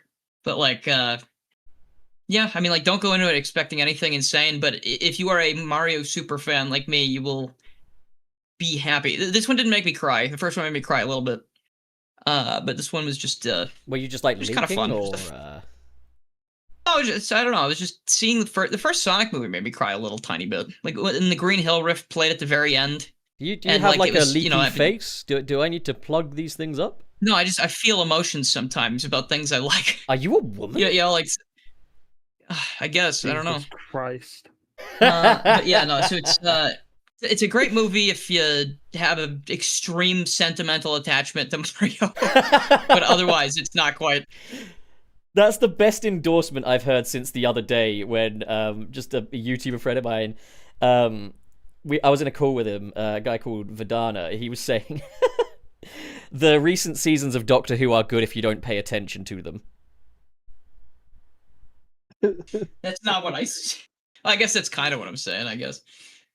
If you have a leaky face, your face might leak at the you can turn your brain off for a while and just enjoy Mario, then it'll be great. That's the thing, though. If you think about movies, it's not gonna be great. That's the thing is, though, like, I also need to, like, acknowledge that, like, turn your brain off fun is not actually inherently a bad thing, but I'll say this, as someone who is enthusiastic about film as a medium and stuff like that, when I hear it's turn your brain off or just have fun or something like that, it immediately tells me the movie sucks. Like, I saw like a 4-star review that said the plot wasn't very strong, but if you like the colors and the animation, you'll have a good time. And I was like, I read that, I was like, the movie sucks then, doesn't it? Like, if by my standards, it's gonna suck. Yeah, it's not a very good review, I would say. That's like if you say a video game is like, oh, like the visuals and story are pretty good, but the gameplay, yeah, like it's a game. It's a game. That's part of the whole yeah, it should play good, But then, yeah, Penguin, your thoughts? closing. I didn't like it, but it is a very expensive 90-minute commercial. But that's all I really see out of it. Sadly, is this movie where the first one I feel is a bit more like a movie. I feel Galaxy is more as of a commercial of just Nintendo and just Mario as a whole. Unfortunately, it just doesn't really come out as a good movie to me. But if you're a Mario fan and you like to see references to the things you've seen in previous games, you're probably going to have a blast, you know? And I also think this film's done quite a lot for the Star Fox franchise as well, because I've been seeing people on Twitter saying that they've been playing Star Fox games with their kids. Yeah, So- I mean, that's the thing, is like, the ad worked effectively, because when I got home, I was like, yeah, I want to play some Super Mario Galaxy now. But that was like to remind myself that I actually do like Mario, you know? Because, like, being a Sonic fan, that little slight resentment of like, oh, Mr. Perfect is like baked in and stuff like that. And, like, you know, I obviously love those Mario games and stuff, but, like, these movies for me are, like, the worst kind of reaffirmation. That, like, oh, Mario sucks shit, but then it's like, okay, no, I need to play the game some more, because the games are fantastic. Like, I'm yet to experience one that I've said is fucking bad or anything. I think my least favorite one I've played is probably New Super Mario Brothers on a Nintendo DS. I thought that was just kind of nothing, but, like... Oh, that's the best one of them all as well, of the new Super games. I'm not massive on 2D Mario, with the exception of Wonder. No, that's fair. Yeah, no, that's fair. Wonder was great. I love the Wonder. new sub-series in general, mostly after the DS one, I was just like, this is all the same. Yeah. Right, okay, we'll do the super chats then. We've only got a couple, I think, so this will be nice and... Oh, we've actually got more than I thought. This is great. Okay. Alright, let me... Mario. Note these down in the super chat mail. Yeah, so, we didn't talk too much about him, I guess, but real quick, Fox McCloud. I know you just mentioned people playing Star Fox because of the movie. It's very cool. I think Star Fox is neat. I just don't... I haven't found that I've enjoyed the ones I've played. I probably have to give it another shot, but I just don't like the on-rails shooter thing that much. That's one positive as well, is I can safely say that, like, if this shitty movie gets people to play these amazing games, then that's at least a bit of a win. I also just wanted to note, also, if like, it revives the Star Fox franchise, because, like, honestly, that franchise has been dead since that Wii U game. I also did want to kind of, like, throw out how, like, people express their criticism, because, like, there's a difference between, like, I think this movie fucking sucks butts versus trying to insist upon everyone that liked it that it's a bad movie because of this, that, and the other, and your standards and that. At the end of the day, there's nothing wrong with an amusement park ride being someone's favorite thing in the world, and there's nothing wrong with someone having a different perception of the just quality of a movie to what you do. Likewise, at the same time, you don't need to end every positive review with fuck the critics or, like, people just like to exaggerate. Like, that, because people are like, oh, there's toxic negativity. Anytime I say something nice about the movie, people come in and say how bad it is. Maybe that's because you keep putting screw everyone that didn't like it at the end of your stupid tweet. So, like, enough of that. Talk about it like a fucking adult. Like, yeah. But okay, let's move on to those super chats. So, yeah, exactly. Let's do this call order. So, Penguin, you're up first, Porter. Okay, like here on 222 with the 5 Brazilian Royales. Hey! Thank you so much. Saw it yesterday. It was definitely and this happened, and this happened, and then this happened movie. I saw worse, but I wanted more. Yeah, I mean, that's a good description, and this happened, and this happened, and this happened, and this happened. It's like, how Mia... Oh my god, were the fucking sirens outside? Shut the fuck up! Alright, so back to what I was saying. Okay. Yeah, no, like Miyamoto saying in that direct, like, things happen one after the next, after the next, after the next, and you won't get a minute to breathe. Not a good thing. I was like, yeah, that's bad. You know, when you think about it, it's kind of just like... It's like a bunch of video game cutscenes, like, slapped together. The thing is, you could even, like, make a relatively free-form plot Mario movie if you made, like, an anthology. Just like a Tales from the Mushroom Kingdom kind of thing. Like... It'd be fun. And That's then what have the them like cartoon kind of was. have like a little through line in it as well that ties it all together. Have all the characters kind of converge at the end. Do like a little Love Actually kind of deal. If they want a free flowing story for this, then that's how you do it. Like, but you can't just not have narrative shit in a movie. It's not optional. So next up, Borger Dylan, you're up. Oh my god, that's me. Giorno with the $10, 10 Brazilian reals. Let's see. I feel like nobody in production, inside or outside the team, ever said no. Like a word. Oh, sorry. No, like a world and galaxy got squashed together, and simply being longer wouldn't fix it. It wouldn't fix it for me. It would be more like the first one. I mean, clearly, whoever was suggesting they should do fucking everything at the same time was wrong, and nobody said no to it. So I think you're probably right that people were like, why don't we do this? Why don't we do this? Why don't we do this? And they went, yeah, that's good. Yeah. That being said, I've seen a number of instances where additional context or adjusted context can actually save a movie as well. A great example of that being, everyone don't roll your eyes, all right? Promise me you won't roll your eyes. I know what he's going to say.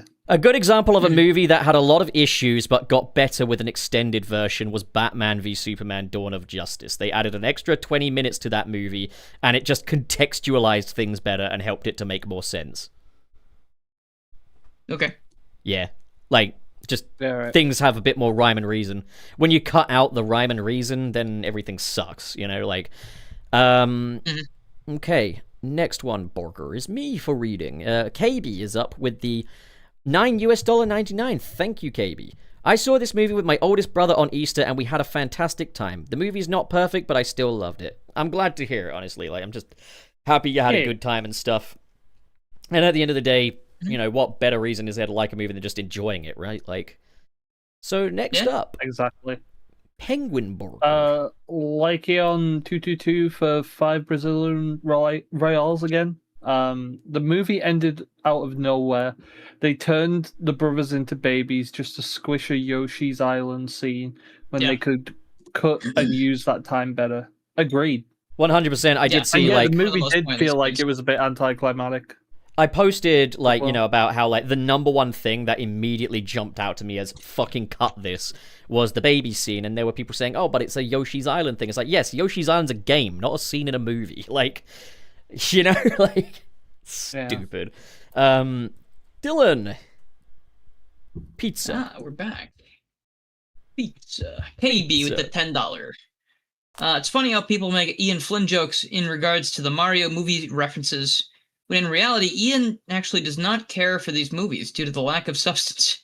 I mean, Ian cares, Ian Flynn, references, I guess, for the references he does do, and for the expositional problems he does have, like, he at least treats shit with reverence, you know? Like, he at least seems to love these characters.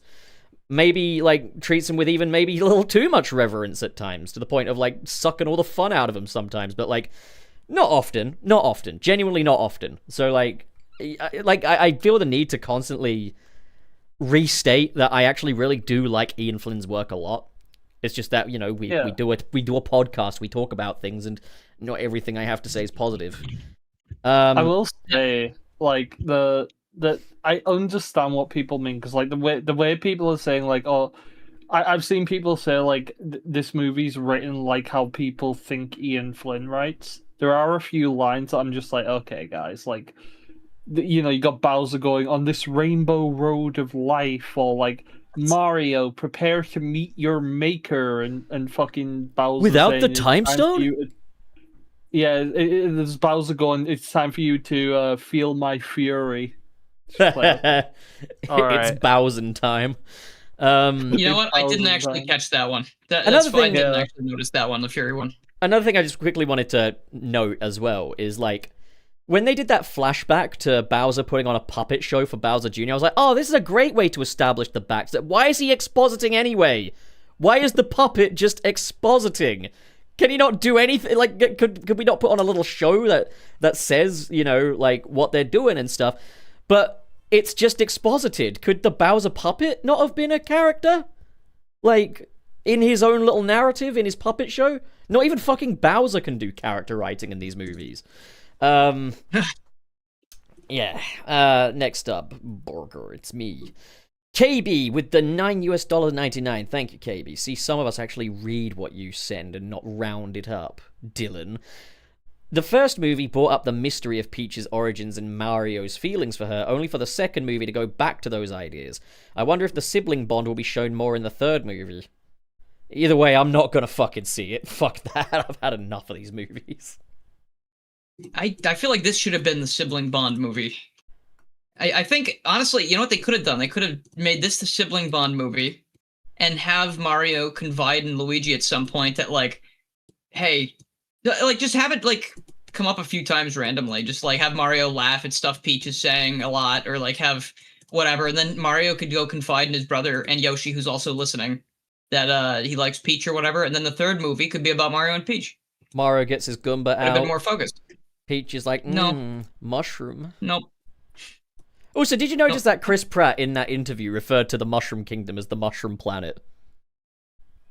Even he can't hide how much better the Sonic movies are. Damn it. Borger. Okay. Penguin. Jono with the 5 Brazilian Royales. Thank you, Jono. Maybe the movie should have been storyboard driven instead of the script we currently got, since there was so much love in the visuals. I get the feeling these probably are storyboard driven. Yeah, I do. But, like, yeah, like, obviously, like, as I say, the animation team, I can't fault them. I really, like, that's the thing, is when I say Illumination Entertainment, I'm not referring to their animation stuff. I'm referring to their upper production. Like, they don't care. They don't give a fuck. Like, yeah. Thank you, Jono. Next up, Borger. Dylan. And we're back. Let's see. Joe Madre, 3902, the $5. Turning off my brain sounds bad because I need it to live and think and stuff, so I'll pass. I get you. I completely understand, yeah. Yeah, when people are saying, oh, just turn your brain off, what they actually mean is die. Like, I will watch the Mario movie and die. I will die watching the Mario movie. Also, I'm just a firm believer that you should not have to switch your brain off to enjoy something. Alright, final one here, Porker. KB with the $1.99. Thank you, KB. As a big Daisy fan, I loved the post-credit scene. I could see why that would be exciting, but at the same time, like, I don't know what they're going to do with her, because I feel like all of what makes Daisy Daisy has just been passed off to Peach. Yeah, a little bit. Like, and also, I guess I alluded to it earlier, we never really got back to it, but just the fact that they did fucking everything in this movie, their idea for, like, hyping up the next one is, like, a millisecond of Princess Daisy. It's like, yeah, I'm just kind of surprised she wasn't in this one already, because everyone else was. You know, like, it's just like, did she not get the memo? Like, I don't know. It's like, it doesn't make me hyped, it makes me confused. I think but the post-credits... clearly last time, they teased Yoshi last time, and it went completely out of left field in terms of what we were all expecting. So I assume Daisy's going to have very little to do with the third movie at all. She's probably just going to be there, like Rosalina was in this one. I mean, I also remember quite distinctly, like, people saying that the Yoshi post-credits was quite a nothing burger because, like, we'd already seen Yoshi's in the movie anyway, and it just wasn't mega exciting. Yeah. Now come to the Daisy one, and it's like, yeah, what could this possibly imply? It's funny, because I remember saying, like, why I didn't think Amy would make a good post-credits was because it's like, what does Amy suggest about the story? Whereas, like, with Shadow, you know what kind of story is going to be told, and Tails was just the first film anyway. However, like, you know, with the Sonic movie 3, it wasn't just Amy, there was also Metal Sonic as well, so it was showcasing what to expect from that next movie. And I think that's what these Sonic movies have done quite a good job with in their post-credits. Whereas this... Daisy's gonna be in it, that's all we know. Like, it's not as lame as the one from the Minecraft movie, where, like, what's the name of the girl from Minecraft again? Hi, I'm Alex! Yeah, like, it's like you see the back of a lady's head, and she's like, I'm Alex. It's like, I don't even recognize you. Like... Alex, apparently cool. Kirsten Dunst. Or Kristen Dunst. I mean, yeah, I would actually... Okay, yeah, at the same time, I would say a Minecraft movie and Mario Galaxy movie, I'd put them on the same level. I thought they were both boring as shit. I haven't seen Minecraft. It was boring. Oh. It was Morbidly funny curious. for me and Pub watched it, and like it was funny for a little bit, and we were laughing about it. Yeah, like the first 10 And then minutes, I was like, oh, this is actually quite Yeah. good. And then, like, all the stuff in, like, and again, this is where I feel like a traitor because, like, how I mentioned, like, the wedding scene in Sonic sucks butts and stuff like that. But, like, in the Minecraft movie, the best part of that was when they were just in the normal world with the crisp factory. Yeah. For me, Because anyway. it was like Napoleon Dynamite, which makes It was sense. it was made just by a Jared Hess movie being a Jared Hess movie, and like Yeah. I really enjoy Jared Hess movies like Napoleon Dynamite and I think it's Gentleman Broncos. I really enjoy like all those films.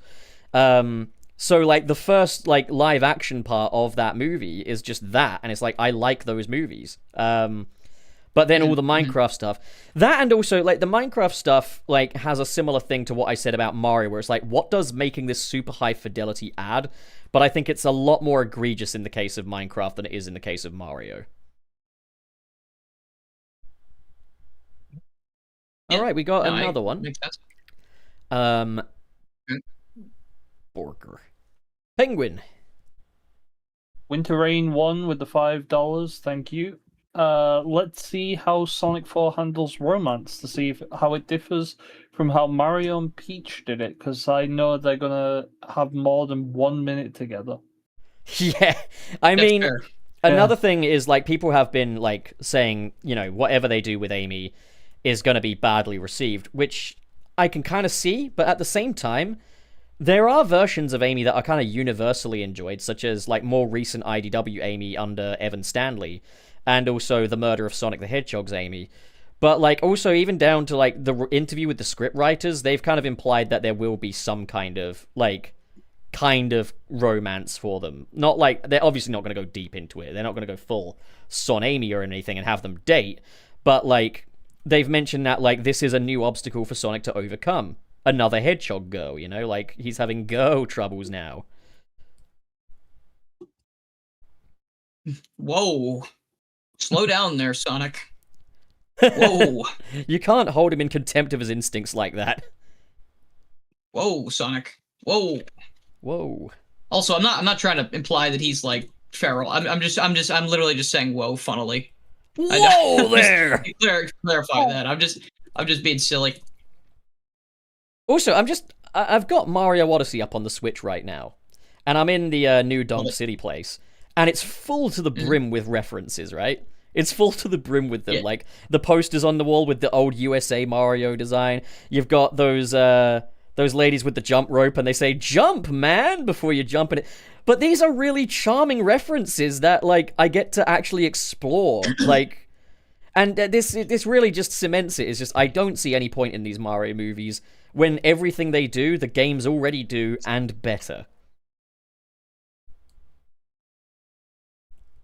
So that's I agree. that's me before we. I mean, the Mario Galaxy video game had a better ending than the Mario Galaxy movie. No one can argue with me on that. Ever. I love that game's ending. All right, we got one more super chat here. Dylan. Okay. KB, $1.99 US. What game would you like to see become a movie? Spider-Man, the game. Spider-Man PS4. Mega Man Star Force. Can they make Ratchet and Clank? I want them to make a movie of Spider-Man, the movie, the game. But I'm also, like, for a serious answer, Klonoa. And Knights. The Dream People. Ratchet and Clank. That would be good. They never had a movie. Never. Yeah, that'd be interesting, huh? They've never done that before. Yeah, that'd be interesting. Hopefully, the parent company doesn't screw You know, them if over they this time. if they released that today, I still think it would have received good reviews generally because it would have been like, oh, just turn your brain off. It's just a kid's movie. No. I would say Crash Bandicoot as well, but like here's the thing: I don't want Crash to be a movie. I want it to be a TV show. I think the thing though is like we've slipped into more of an era of like fan defensiveness that I think the Ratchet and Clank movie narrowly missed. I think it would have I don't know. defenders today. For better or for worse, like, and probably worse because I haven't seen that movie, but I've heard it's kind of poopy dog water. I hate it. And I'm a big Ratchet fan. We should watch I it. do We should not do a like watch party at some point. Yeah, sure. Yeah, I don't sure. hardly know anything about Ratchet and Clank, so sure. Well, But yeah, it's not faithful. Okay. I thought it was so faithful. Oh. I mean, it looks faithful. All right. Well, anyway, that's the end of the podcast. Unless we have anything I've missed. Nope. Okay, I'm just gonna put the super chat cutoff. Mario. Okay, let me pin that. All right. So, Penguin, what are you up to?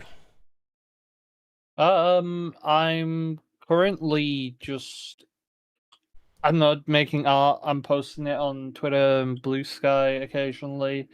Getting back into the swing of animating again, so hopefully I'll have stuff to share there soon.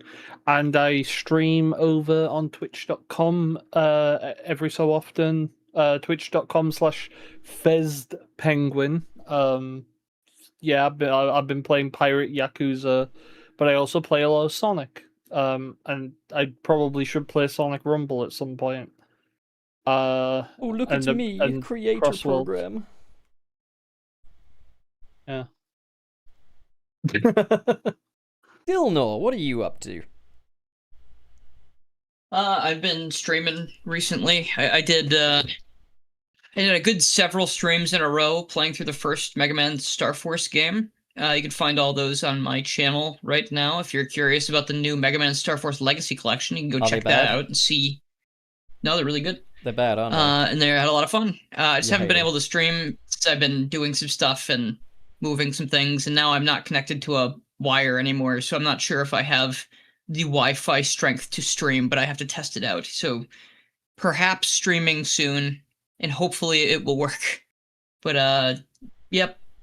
Channel Dog, what are you doing? What are you doing? All right, so I've got a more kind of succinct video on the Super Mario Galaxy movie, as well as what else have I got? What else is on the channel for people to check out? One thing I did want to note is that, like, I advertised Super Mario 64 model commissions on Twitter and Blue Sky a while back, and I'm, you know, opening those back up, and I will be kind of expanding the service a little bit later down the line with kind of more VTuber stuff, but I do need to try and get some, like, commissions in for this month, because I've just seen what I'm expecting from YouTube revenue versus what my rent is, and it's not looking good. So, yeah, if you want a commission, just get in contact and stuff. Dylan, are you still game to, like, help with, like, you know, getting them into Mario 64 as well? Yeah. All right, sweet. Yeah. Well, yeah, everything's... All the details and stuff are on my Twitter and Blue Sky. You can go check those out. It's Channel Dog, both, I think Channel Dog YT on Twitter versus Channel Dog just on Blue Sky. Of course, it's got that @Blue Sky social thing at the end of it, but yeah, you know how that is. And, yeah. Have I done anything else? I must have done something else, right? Let's have a look at my channel. I mean, that was a lot. I did, there's the April Fool's video I did on Sonic the Portable, and while that is an April Fool's video, it does still have some substance to it. It's not strictly a prank video. So yeah, you can check that out if you want some Sonic as well. So you got a bit of Sonic and Mario this week. So yeah, that's me. Okay. Well, Charles Martinet should have been Mario in both of these movies, and they would have been better for it. The end. Good night.